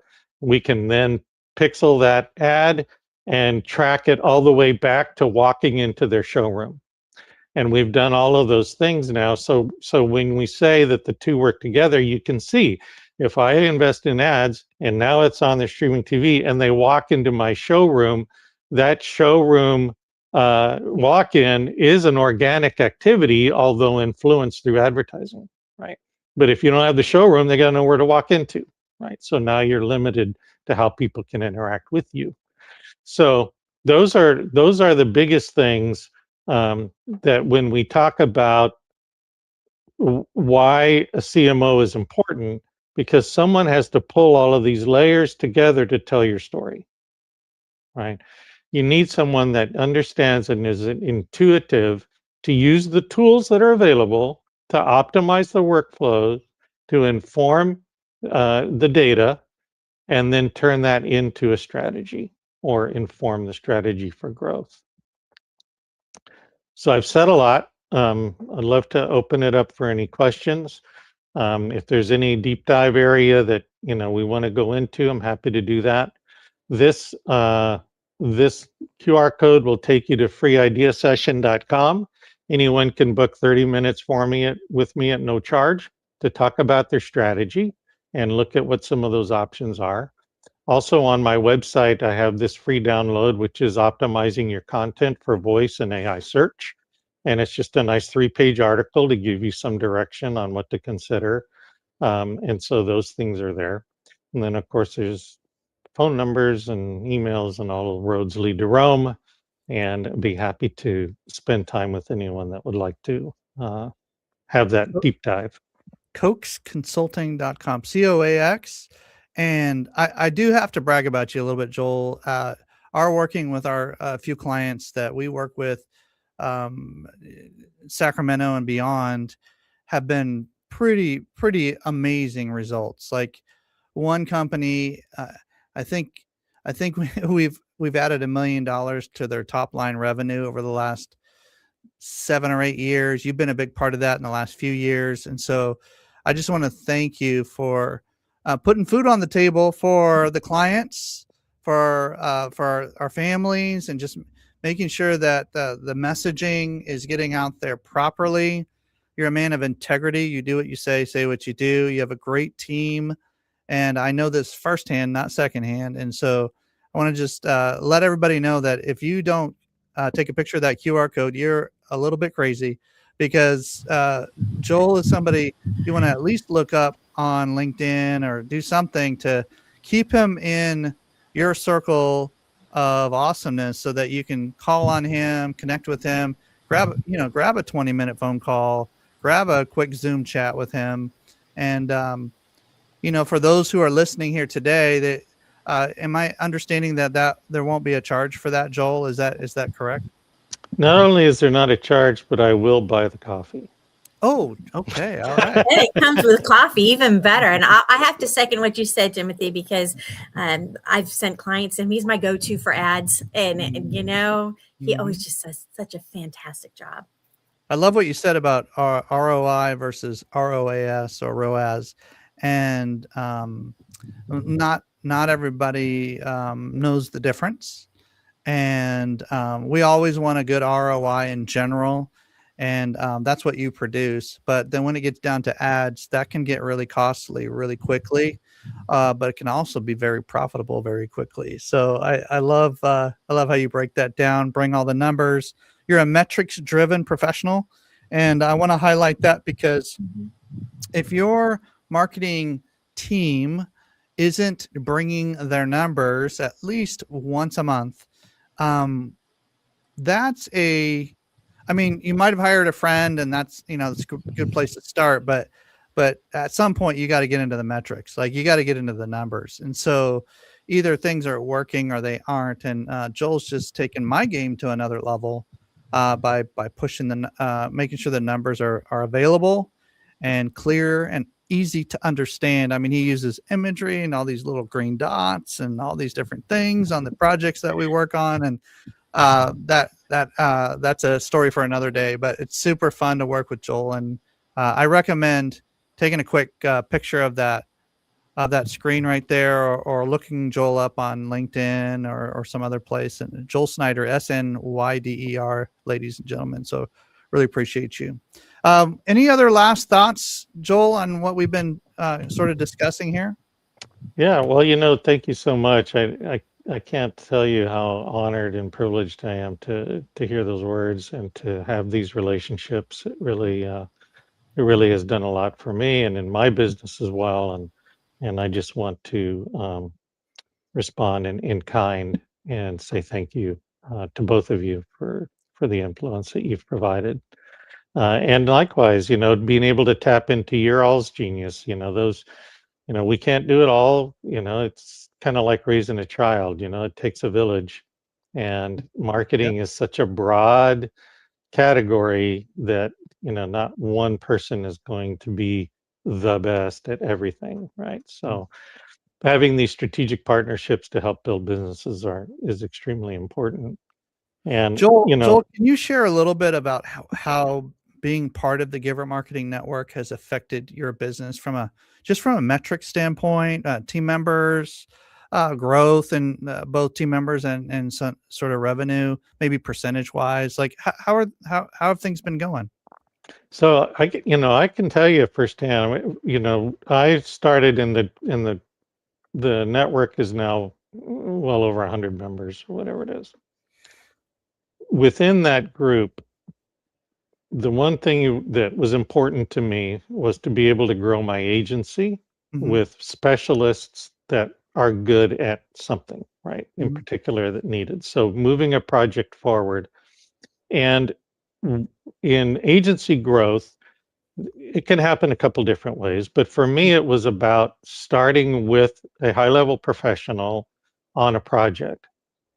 And then informing and learning and understanding and keeping them close to us and allowing that training to then become a staff member in our company, and what's important or how we can support it, so that these knowledge professionals are, they're generally not, they're going to do a job, but they're not going to do the whole job, right?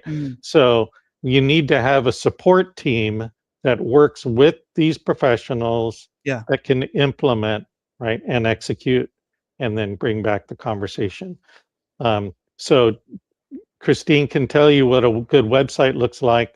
She can build you a great website, but somebody still has to provide content, provide blog articles, right? All of those things. And so having a content team to be able to inform someone like Christine, she's going to make a great output, right? And so that's where the network has been really instrumental, is for us to have those different elements available when we need it, where we need it. And Yep. so our agency has grown. Well, we doubled since COVID. We've doubled our capacity, both with employees and in clients. It's been really fun to watch since we've started working together, and the team sort of developing, and your determination to serve clients well. And it's been fun to watch just about everything I've seen you put your hands on double. And whether that's your team doubling, your revenue doubling, you're helping your clients' revenue doubling at different times in different ways for different reasons. And so just watching that sort of that Midas touch sort of happen with the help of the support of a network, support of some resources, and just some encouragement, like, hey, you got this, man. Like, we got this. Like, let's do it together. And filling in those gaps. I come from a sports background, so I'm always like, where's my starters? Where am I? Where's my bench? My deep bench to sort of come in as needed. And how do we go win a championship? Like that's sort of like how I think, and I, right or wrong, like that's just how I think. And so, and in this case, we're playing for the client. Like, we want the client to win. We want them to really be the champion or the hero in the story.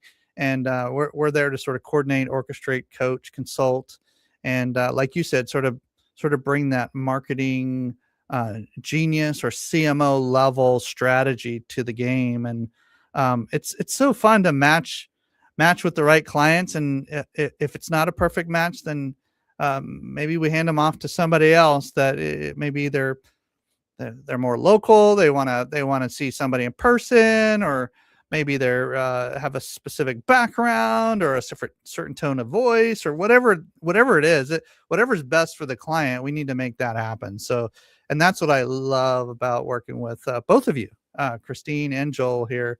And so, yeah, seeing all that that doubling of all the key metrics it kind of gets me up in the morning, gets excited. It gets exciting. So it's and to you as well, Timothy. I mean, you've built your passion to build this network and to bring in good people, allows that process to happen. And so it's been fun watching your mentorship across the group and the advice that you give both the solopreneurs and the agency teams alike to really do well. So yeah, we were talking earlier about sharpening each other's saws as we enter into the forest of awesome, of the forest and the journey. So, Christine, what do you got for us next? Thank you again, Joel. Everybody look Joel Snyder up. My pleasure. Yeah, so great to see you all. Thank you so much. Thanks, Joel. Oh, goodness. There's always something fun going on. Now, we've got, not quite yet, but you mentioned Tim Palmer. He's coming up pretty soon. But I think in between, we probably want to go ahead and share a little bit more about what we're up to today. I'm going to pull up our summit, and here's some pictures of some of our people that are going to be talking. So we've already heard from a couple of them, and we've got more to go. So if you see here, there was Joel, we've got, let's see, Kiesha's already gone, right? Tim Palmer's coming up. But I think what we really need to do is talk a little bit about the blueprint. That's kind of where this all started. And for me, when you first talked to me about the blueprint, I was like, ooh, tell me more. I have to admit, that was one of the things that enticed me into the network, was the idea of having a standard blueprint where we could all speak the same language, right? And it makes sense. And I know you've got a new book coming out based on that also. So you've got lots of exciting things going on, Timothy. I think you need to share with us. All right. So I know that Tim Palmer, I'm excited every time I listen. This summit is so fun because it's like reading 7 or 8 books all at one time, and you sort of learn from each of the speakers and what their new thing is that they've been kind of focused on recently, and some timeless principles and all that. How much time do we have? Well, I laugh because our speakers are so excited to be here. They're all here like early. And I love this. I love overachievers. We have a whole group of overachievers. So Tim, he's not even supposed to talk for another half hour, but he's here now. I don't know if he wants to start early or if we want to talk about the blueprint first. Which Tim? Which Tim are we going to go with, Mr. Right? Palmer? Many right answers. Tim Palmer, do you want to? Are you ready? Do you want to rock and roll? I think that's a thumbs up. Was that what I got? All right, let's do it. Oh, let's go, Mr. Palmer. Come on. Hello. Well, your ears burning because we were just talking about you. Joel Snyder was just talking and mentioning some of the people that he loves collaborating with on the team. He brought your name up. So we're excited about what you're sharing today. Oh, Joel's been great to work with. We Great have segue. a Great good segue. number of programs. Yeah. So, and that's part of where, automation happens, and AI has been really great for people. Cause I got a text from you, and I assume you weren't sitting here texting me, right? It's time to join. So I joined early, and I know like to join early. But the other piece of it is I was talking with somebody starting a roofing company coming up. And just this morning, Joel and I were talking to them about some of the things they needed to get their business started. And they're like, well, where would we use AI? We don't want it talking to our people. Like, that's great. But what about your Facebook? You have these Facebook ads. You want to capitalize on those now, right? AI could be chatting with them. They don't know they're chatting with AI. It's probably doing a better job than you or I could do. But it's getting to them, all day, every day. It's not like it takes lunch. It doesn't sleep. There's all kinds of way AI is just affecting the way that we do business, and we're probably interacting with it more often than we think we do. We're probably going to have a little bit of a roundtable discussion around some of these topics because it's so vitally important. It's sort of like when electricity happened or computers happened, or like it's just or the printing press, or like whatever analogy you want to use. But Tim, I'm really curious if you could share.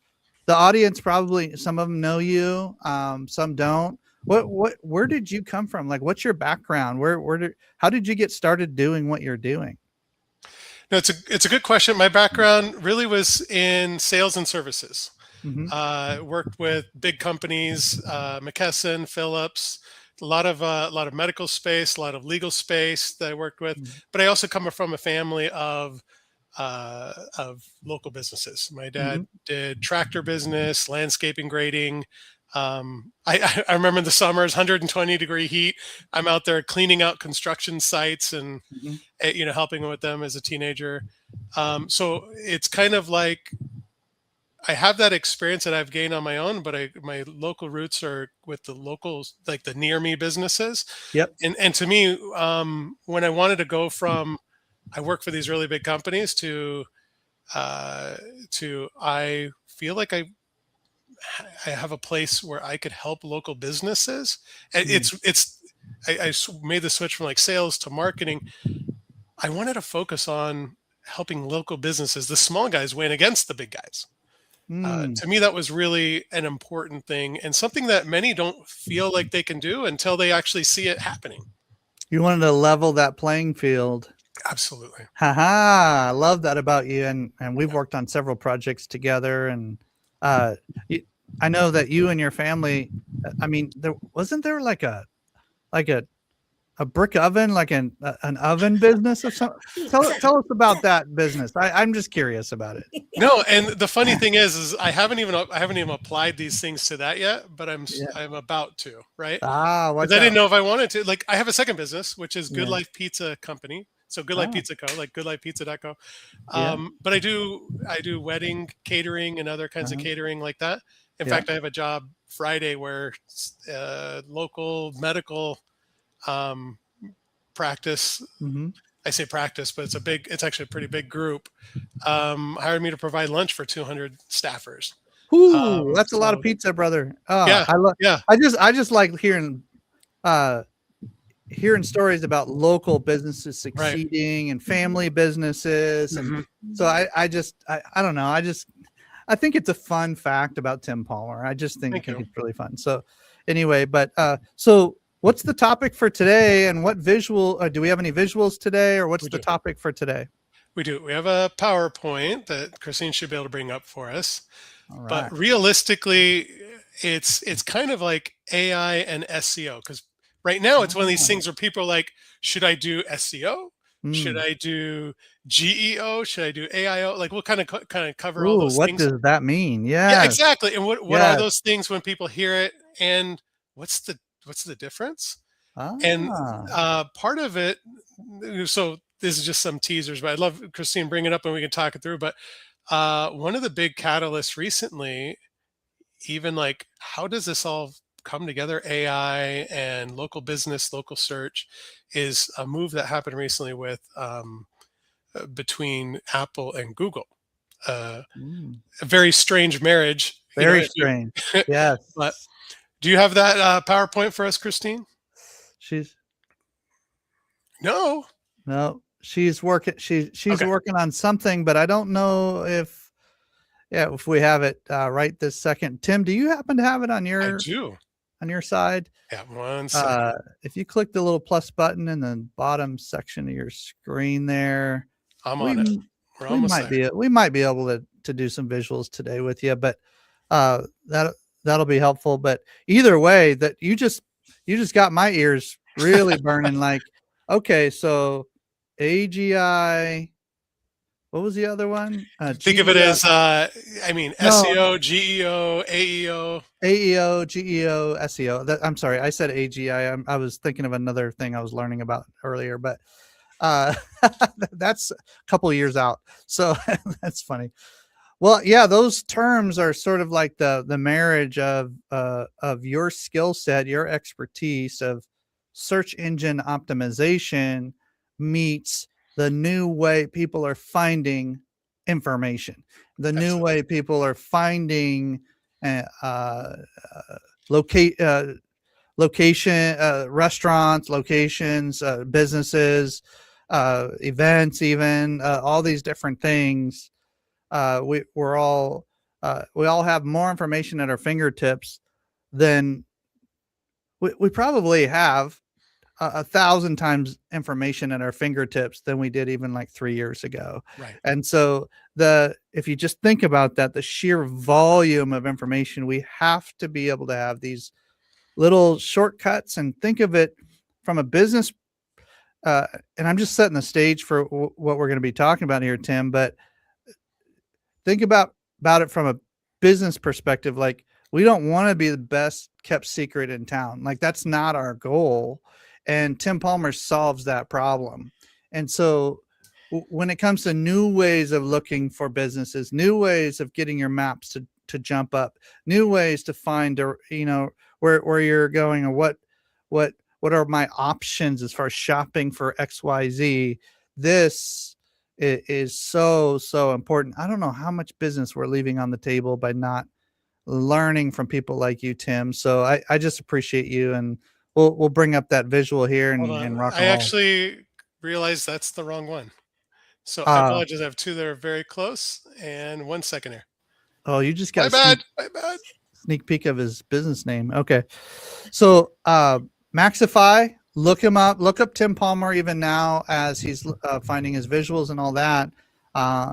Tim, do you prefer LinkedIn or are you a Facebook guy? Either one's fine. Yeah, so either one. I love them both. Cool. So check Tim Palmer out on LinkedIn or Facebook, and he'll respond to you. There's his information there. But share with us a little bit about your family, your background, all that kind of stuff. Yeah, perfect. So part of it is, you mentioned the whole family thing and family business. What I believe is that most entrepreneurs who have these local businesses, near me businesses, right? They're family people, and I want for others what I want for myself. Right? I want to be able to provide for my family, and I also want to make a meaningful contribution to my community. And so what I feel like my success in my business has given me is ability, as you see my family top left there. I have a son and 3 daughters, and then daughter-in-law, Katrina, you see in the wedding dress, she got married last year. She does my onboarding for some of my clients with their Google business profile. So she works for me. Also on the bottom left, I'm there with hiking with, we're doing some canyoneering here in Arizona with a church youth group. So every week and, some weekends I'm doing some sort of activity with them.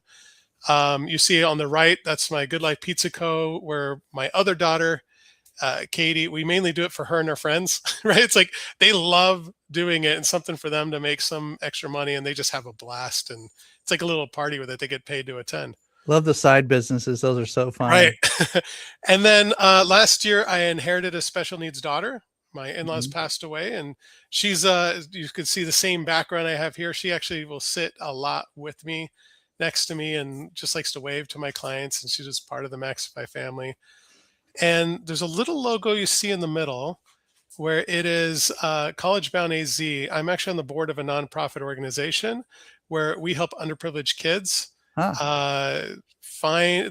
basically break the cycle of poverty through higher education, whether that's university, whether it's trade school, anything like that. So it's just another way where having a successful business allows you to give more to your family and give more to your community, because you're not as stressed in, how am I going to put food on the table? How am I going to pay my mortgage?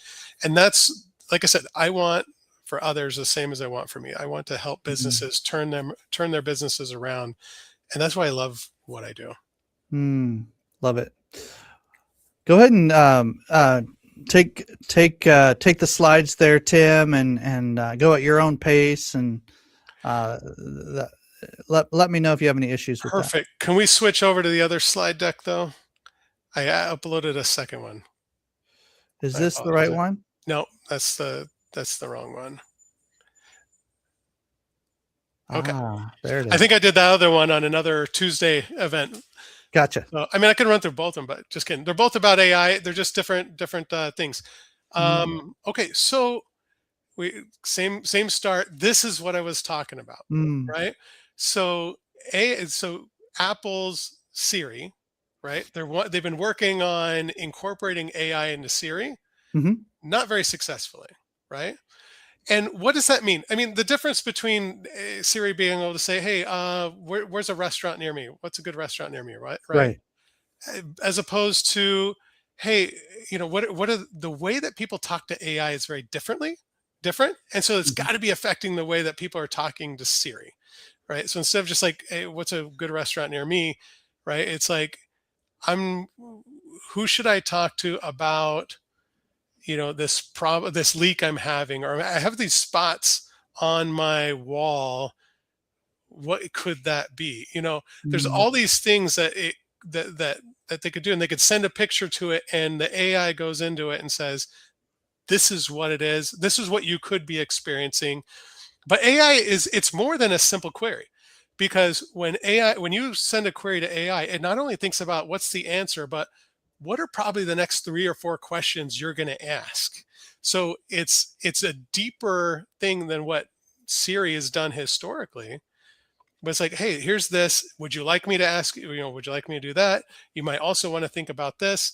So they've been apparently failing at the AI part of Siri enough where they reached out to Google or made the agreement with Google, where Google now is going to be the AI engine behind Siri.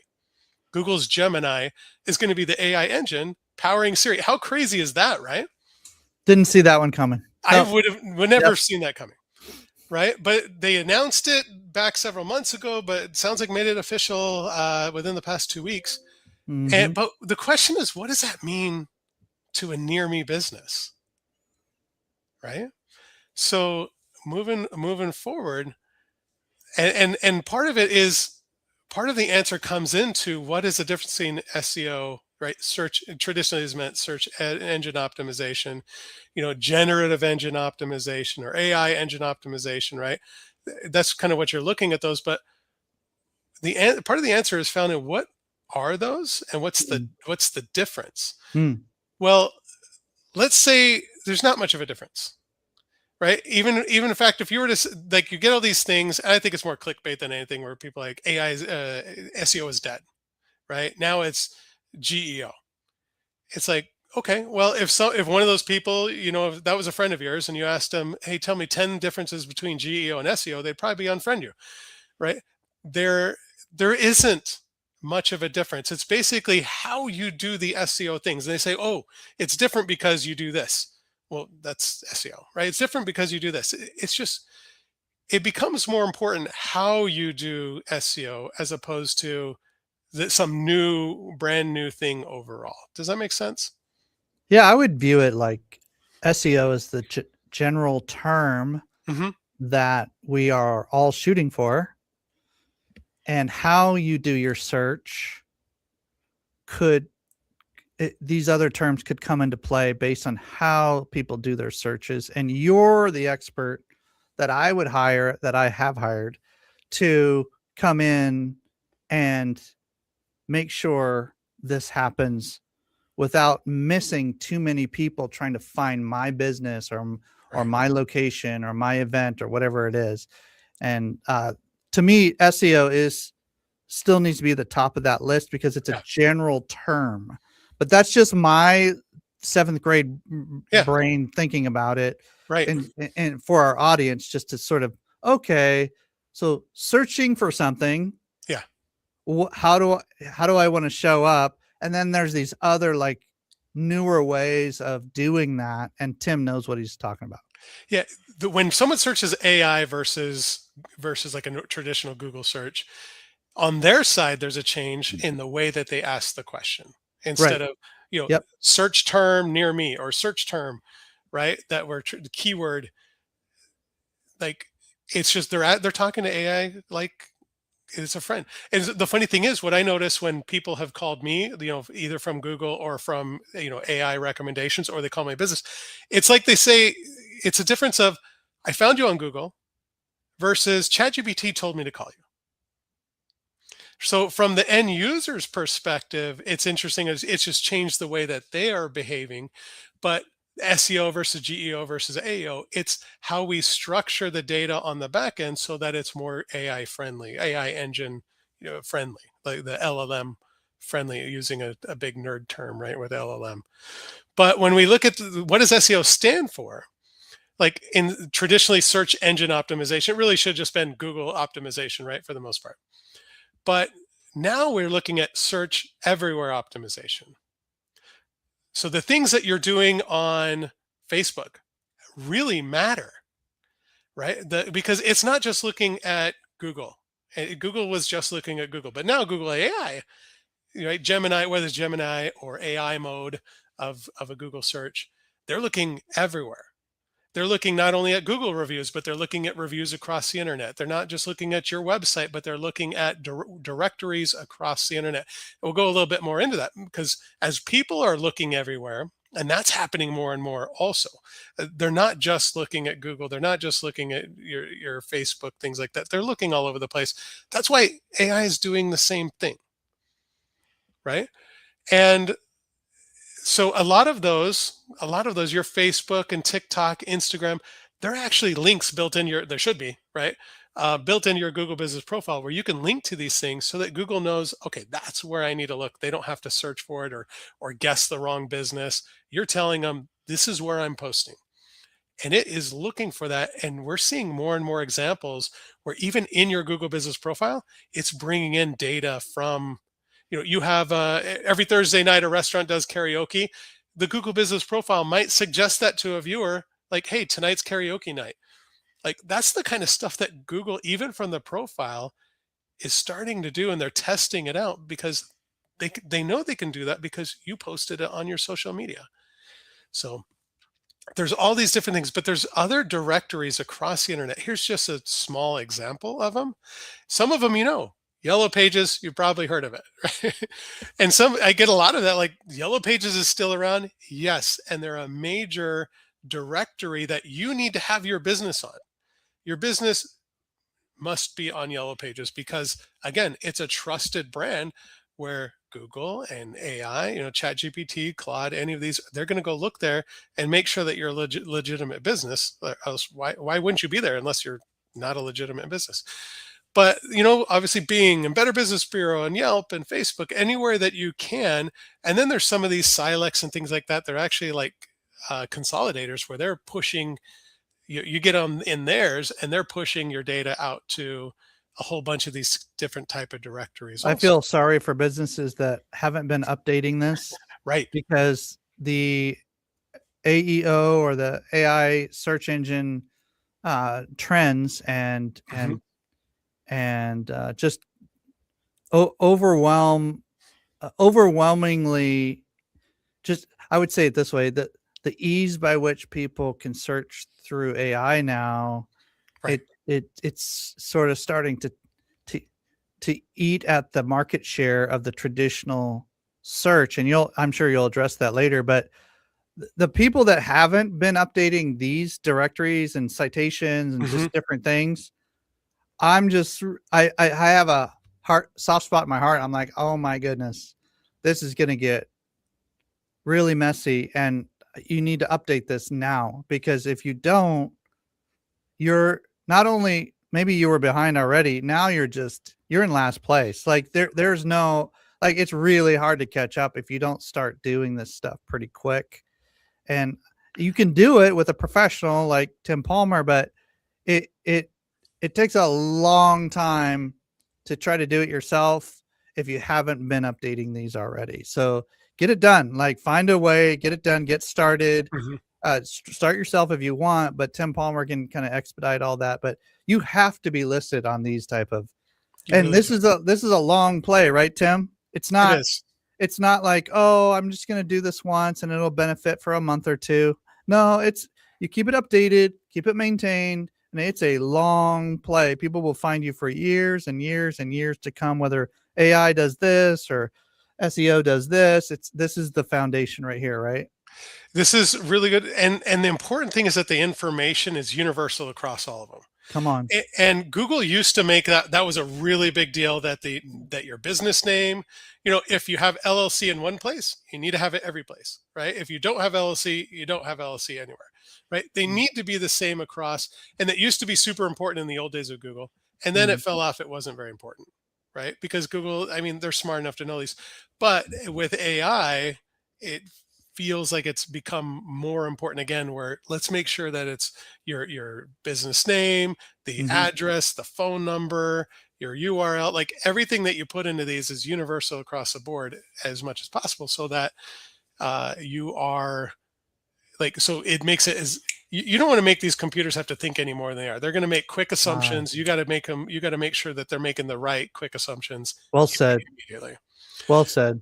And if you're not doing it, it's like they say down south, bless your heart. Bless your heart. All right. So the point here is, where do decisions happen?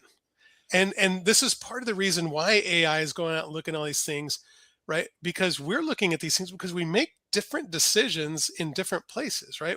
What to click, that's going to be your Google, and then of course there's others, Bing's in there, things like that. But what to click, Google drives initial discovery. What's new, social media, right? And what to think, right? That's why you have YouTube and podcasts that shape our opinions, right?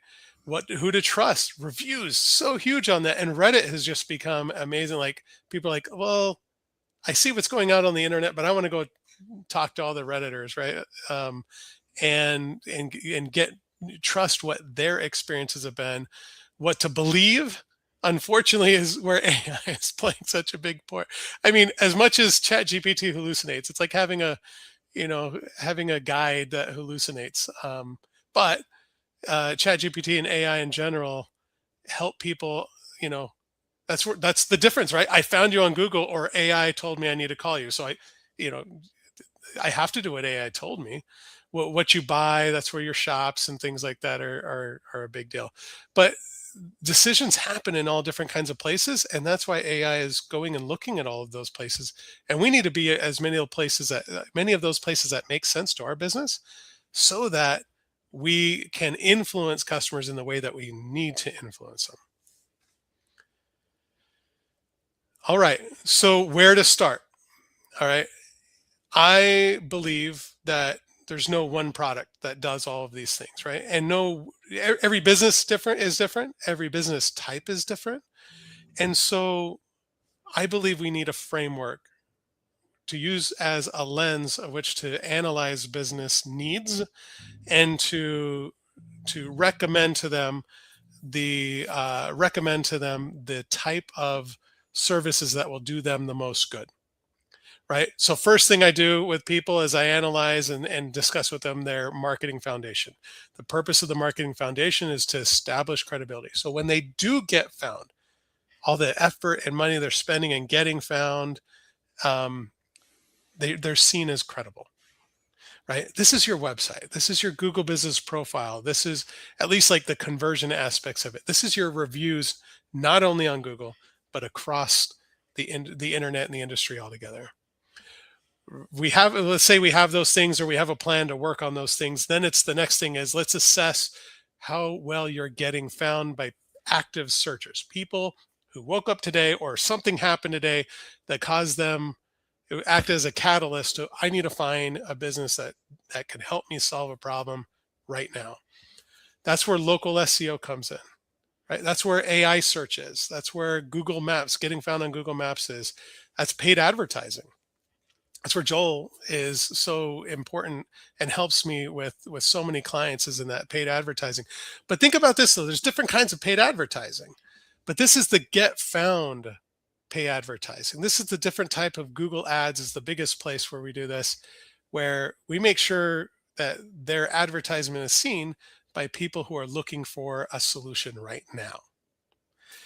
As opposed to the next level, that inspire level, where the goal is to amplify awareness and to inspire people that didn't wake up today going, I need this, right? Like this is huge for like coaches, and there's different type of businesses where they use social media to inspire people to realize that the status quo has changed, and they need to make a decision. They should look into this. They should do this. And that could be organic social media if you have enough followers, right? But you could do all the organic social media in the world, right? But if you have 20 followers, it's not going to get you much. And that's where you can expand your audience and inspire a greater number of people using that type of advertising, the social media advertising. So there are certain clients where they do better with active searcher paid advertising. There are other types of businesses that do better with Inspire.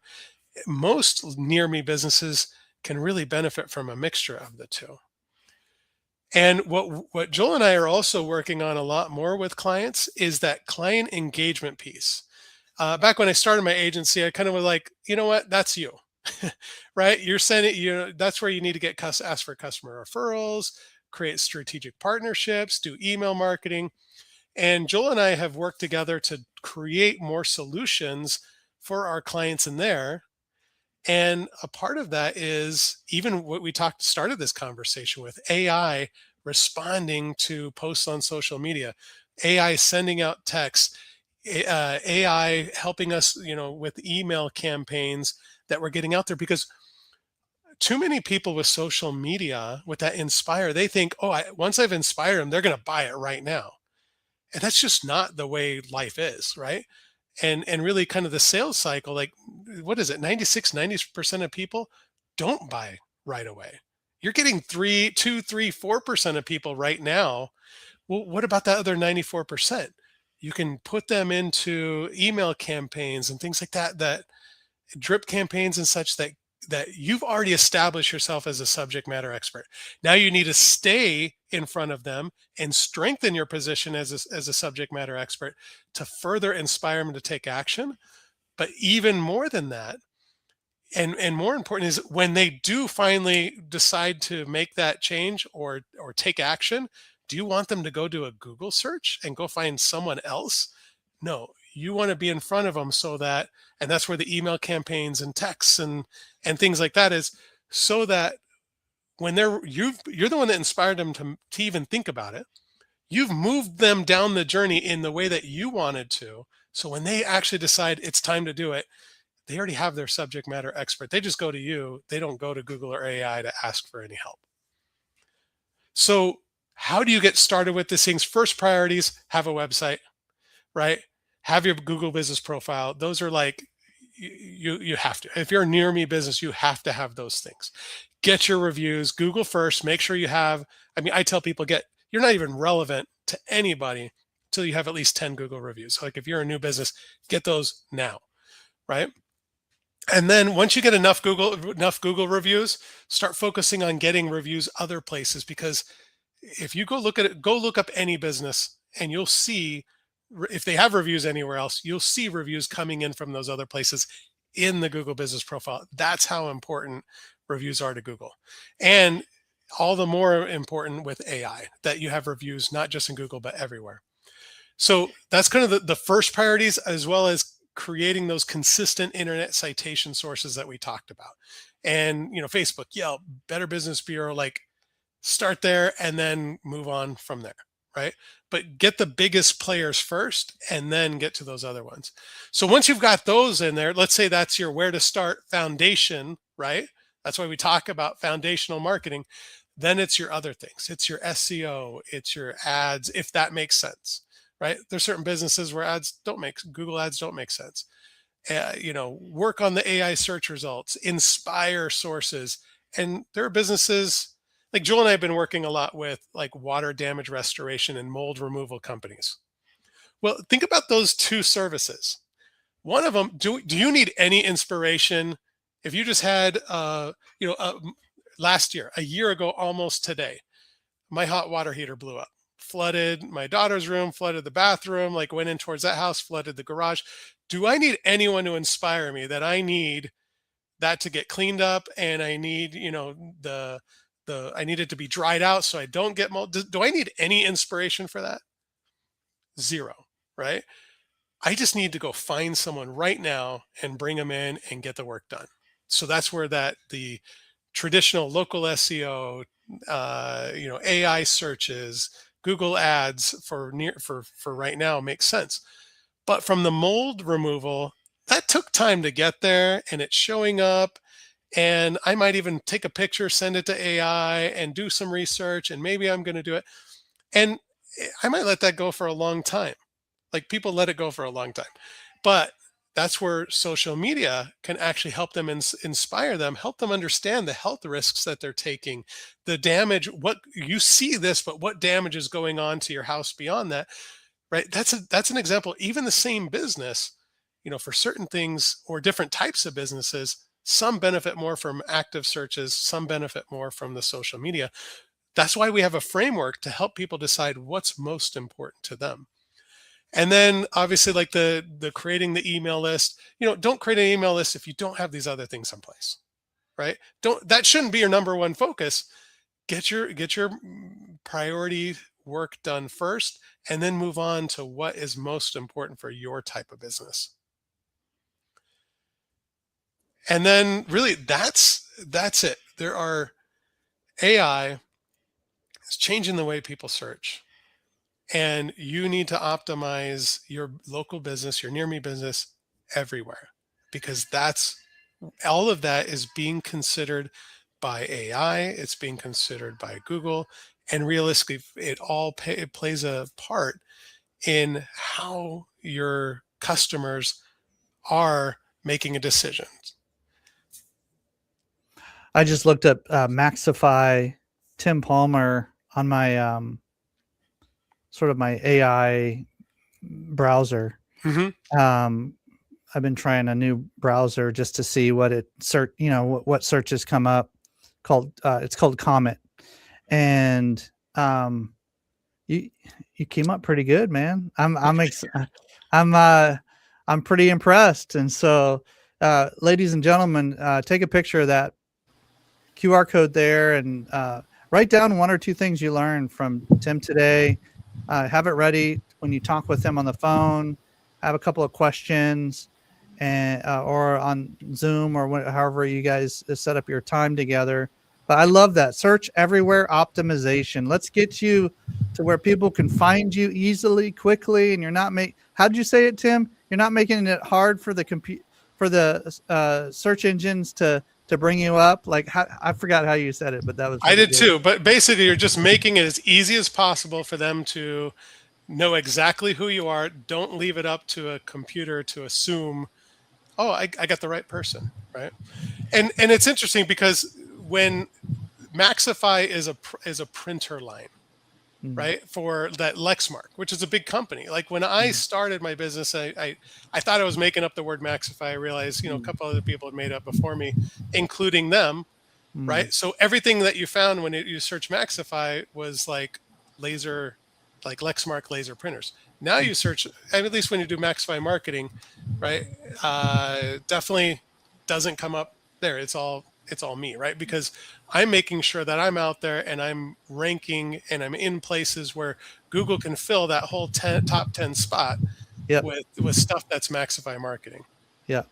Love it. Love it. Love it. And I do got to brag about you a little bit here. I had contacted you one day and I said, hey, we got a client we can help just down the road from you. Would you be willing to sort of take a special little trip and swing by his place? And above and beyond, my friend, you went over and sat with him and explained some things and helped him figure some things out. And whether you're doing that on Zoom or phone or in person, I know that that's you and how you do that. But in this particular case, he happened to have an office near you. So that worked out so well. And I just love the customer service, attention to detail, and the willingness to go above and beyond relationally. And so with that, I do recommend anybody who has any questions about how to be found, especially when it comes to local search engine optimization, but even national optimization. Tim will have some direction for you. He'll have some good questions to ask yourself. Do you really want a national presence? Do you really want a local presence? Is that a focus? Like, these kind of questions are going to really be answered by Tim, and we don't have time to go into it today, but ultimately you want to ask him those questions so that you can be found, whether it's a nonprofit or a for-profit business or an event that you're having. You want to make sure those are coming up really, really well, especially just the way that I made that search for Tim Palmer, Maxify, ladies and gentlemen. Really appreciate you, my friend. And anything else to share as we wrap up? I think people always, it's just the getting started is the hard part. Like the first conversation. And when I say no pressure conversation, like, I mean a no pressure conversation. Like I've had conversations with people in the end, I'm like, there's nothing I can do for you, right? But here's what you can do for you, right? And it's a matter of just helping businesses figure out what is the best next step. I've even had some where I said, we could work, there's some things I could definitely do to help you, but this is what you need to do to help yourself before I can have any success, right? Like get the 10 reviews, right? There's no use paying someone like me to do any work if you can't get 10 reviews. So no pressure conversation. I mean, if you want to be 15 minutes, you want to be 30 minutes, we have that conversation. And then my team goes out and we build like if it makes sense for you, we'll go out and do the research, do the deep dive research, build what I call smart marketing playbook. You've got all kinds of data like that right there. I mean, it takes us probably 90 minutes to make, right? And that right there is worth the conversation to see where your near me business is ranking, how visible it is to the people. What are the keywords, right? What keywords should you be targeting? And how are people searching for you? All of that stuff, we bring it together and then put together a plan. I'm stealing Joel's language here. Like if I were spending my grocery money, what would I do? What would I spend my money on to grow my business? Love it. Can you guys see that on the screen? Is that sharing right now? Yeah. What are you showing us there, Timothy? I just did a search in an AI browser. Mm-hmm. And Maxify marketing's coming up nice and clean. There's some videos coming up. I asked a follow-up question, Maxify marketing social pages. It started giving me a bunch of their social pages. There's like 13 more down here.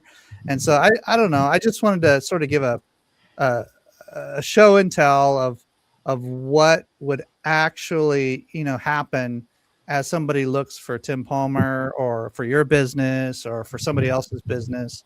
And it was a simple search, but but that's where we're headed, ladies and gentlemen. I'm giving you a little glimpse into the future of how the browsers are going to be used. It's in the early days, but this is where rubber meets the road. This is where people start finding you, start calling you, messaging you, and all that. And so thank you again, Tim, for lighting a fire under us to get our citations dialed in, our reviews above a certain amount to make sure that we look reputable online, which also helps the engines, and to make sure that we consider how people are searching for your product or service or business in today's economy and how that works. So thank you. Appreciate you, Tim. Thank you so much. Appreciate you. Love you guys. It's so All right. much fun always talking with you. Love having you on the broadcast. So keep coming back. Will do. I love it. Well, Christine, we have a special networking time. If you can put that summit page up on the screen there. I was just thinking about that. I was thinking about how, we have another flyer if we wanted to, but yeah, do it. It's hard to keep track. We have so many flyers from all the different people that we have speaking. I mean, we've had some great speakers so far, and I'm excited to see who shows up for the marketing option for the, getting marketers in the room, getting business owners in the room. There's a great opportunity to just network and get to know other people, because it's really all about, expanding your connections and who you're going to talk to. Yeah. So I love that. You know me, that's my heart is into the, like Tim Palm, we're talking about the small businesses, right? And being able to just talk to other business owners, that's kind of my place to play. So I think we're going to have a whole lot of fun with this. So we're going to have a networking time coming up here in about 10 or 15 minutes. Is that right? Yeah. So if they're not registered, I'm going to go ahead and drop that link. So the givermarketing.com, the connect one, I've got the direct link to register. Yep. So I'm going to grab that also and drop that in. So if y'all have not registered yet, make sure you register so you can pop into the room and come say hi to all of us. Dropping that right now. So I was going to say givermarketing.com/connect, givermarketing.com/connect. That'll get you to our networking. It's an open networking time that'll be led by Christine and myself, and others will be in the room to sort of ask questions, connect, get to know each other. This is for anybody. This is for anybody who wants to join, whether you want to learn about marketing or whether you want to just learn about the people behind the scenes. You want to ask some questions. You want to get to know and meet other business professionals. A lot of marketers will be in the room, but there'll be others as well. So givermarketing.com/connect will get you there before it's too late. Don't wait. Go click on that registration page. It's no cost, but we want to see you in the room so we can connect with you and get to know you a little bit, and come ready to maybe share a little bit of your background, your story, and we'll go around the room and introduce each other a little bit if we can. So so when you hit that registration page, that's what it's going to look like. That lets you know you're in the right place. We're going to have some fun, going to connect, right? Put some information in there. There's my information. Hit register, and then I'll get you the information so you can come hang out with us. Because I love the opportunity to talk one-on-one like that, or in small groups, and just really dive in and get to know people. I know they always get a lot of value out of it. So I'm really looking forward to Timothy. You know how, the Networking Diva, of course. So when we started doing the marketing summit, I was like, can we just pretty please add in that little networking element into it? And I was so happy when you're like, yes, let's do it. Yeah, let's go. Well, what we'll do then is we'll jump over to that networking time, and tell us what happens after that, Christine. Yeah, after that, we hop back in here again, right? There's we'll be streaming. We've got, goodness, which one is that one now? There we go. Okay. So when we get back, we're going to have some more speakers we have coming up. We've got Daniel Knight, President of Unicorn Universe, and we talk about referral marketing. Let's see. I'll be speaking also. We're going to be talking about AI, because that's a lot of what I do with my business. We'll have Rajiv talking about, was it Authority? Was it AI Authority is the new PR 3.0 is how he rephrases I like phrases it. it. Bosch is going to talk numbers. She's got she's a PhD in math or something. She is the numbers girl. You haven't had a chance to meet her yet, but she's hot and coming. So we're going to have fun, so much fun. We've got Nate Sasse talking about web conversion. So we've got lots of great speakers coming up. We're going to have a lot of fun today. But in between, we thought we'd break the day up a little bit with a little networking. Great. What did you remember from our presenters so far as we sort of land the plane for the first half of our summit? What stood out to you so far? Goodness. There, like you said, it's impossible not to watch a presentation and walk away with some new nugget of information. And but relationships are my thing. So what really made me smile was seeing how they've all, as they've joined the network, started interacting with each other and on a level of collaboration, which is something that one of the things you find with a lot of business owners is it the abundance or the scarcity mindset, right? So there's an abundance mindset, the idea that, other marketers aren't my competition, they're my collaborators. And that's a different way of looking at the world. So I love that we foster that kind of value in our organization. So I love seeing that they're all teaming up and working on projects because, Timothy, your influence on that has been huge, getting solopreneurs to stop thinking like a lonelypreneur and stop thinking about just themselves. But if they team up with others, now you have opportunities that you didn't have before.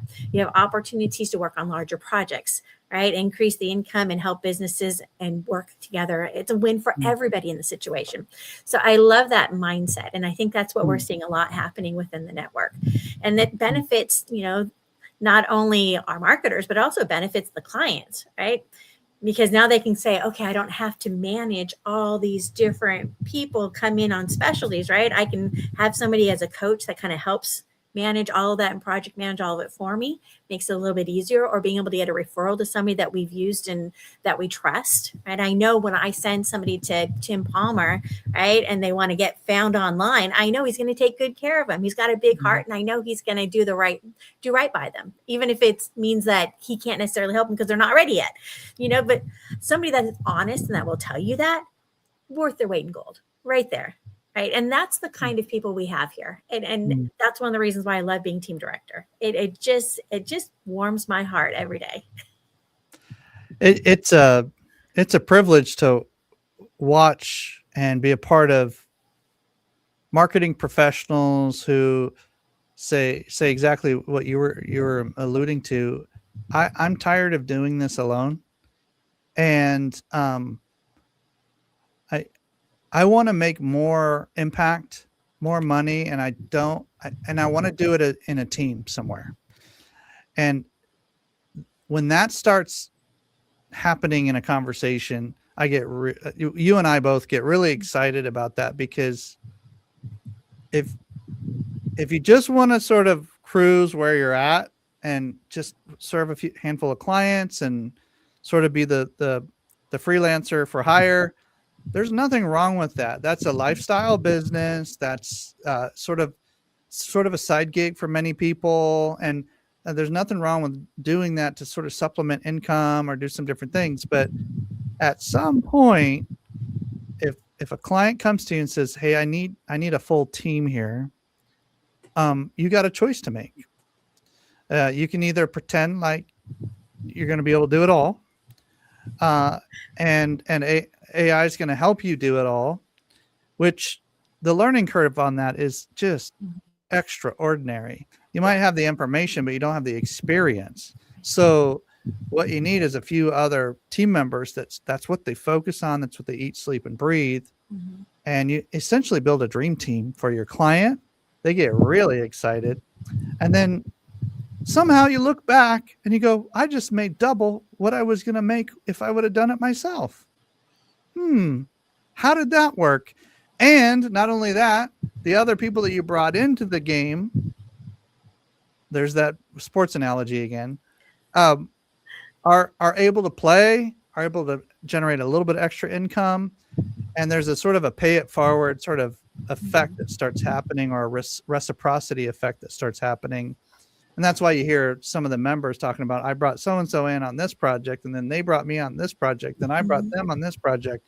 And so there becomes sort of this preferred vendor vibe that starts happening within communities like this. And so, yeah, I just like seeing good people win. Like, I just like seeing people with, character, and they say what they do and do what they say. They have some experience. They don't blow smoke. They're metrics driven. All that kind of stuff just gets me excited. So, Christine, any other notes before we jump into the networking time? Well, I just want to remind everybody that if there's somebody that really struck a chord with you and you thought, oh my goodness, I really liked what they had to say, right? Don't hesitate. Reach out to them, right? Friend them up on LinkedIn, find them on Facebook, right? Follow them, get on their calendar, have an appointment.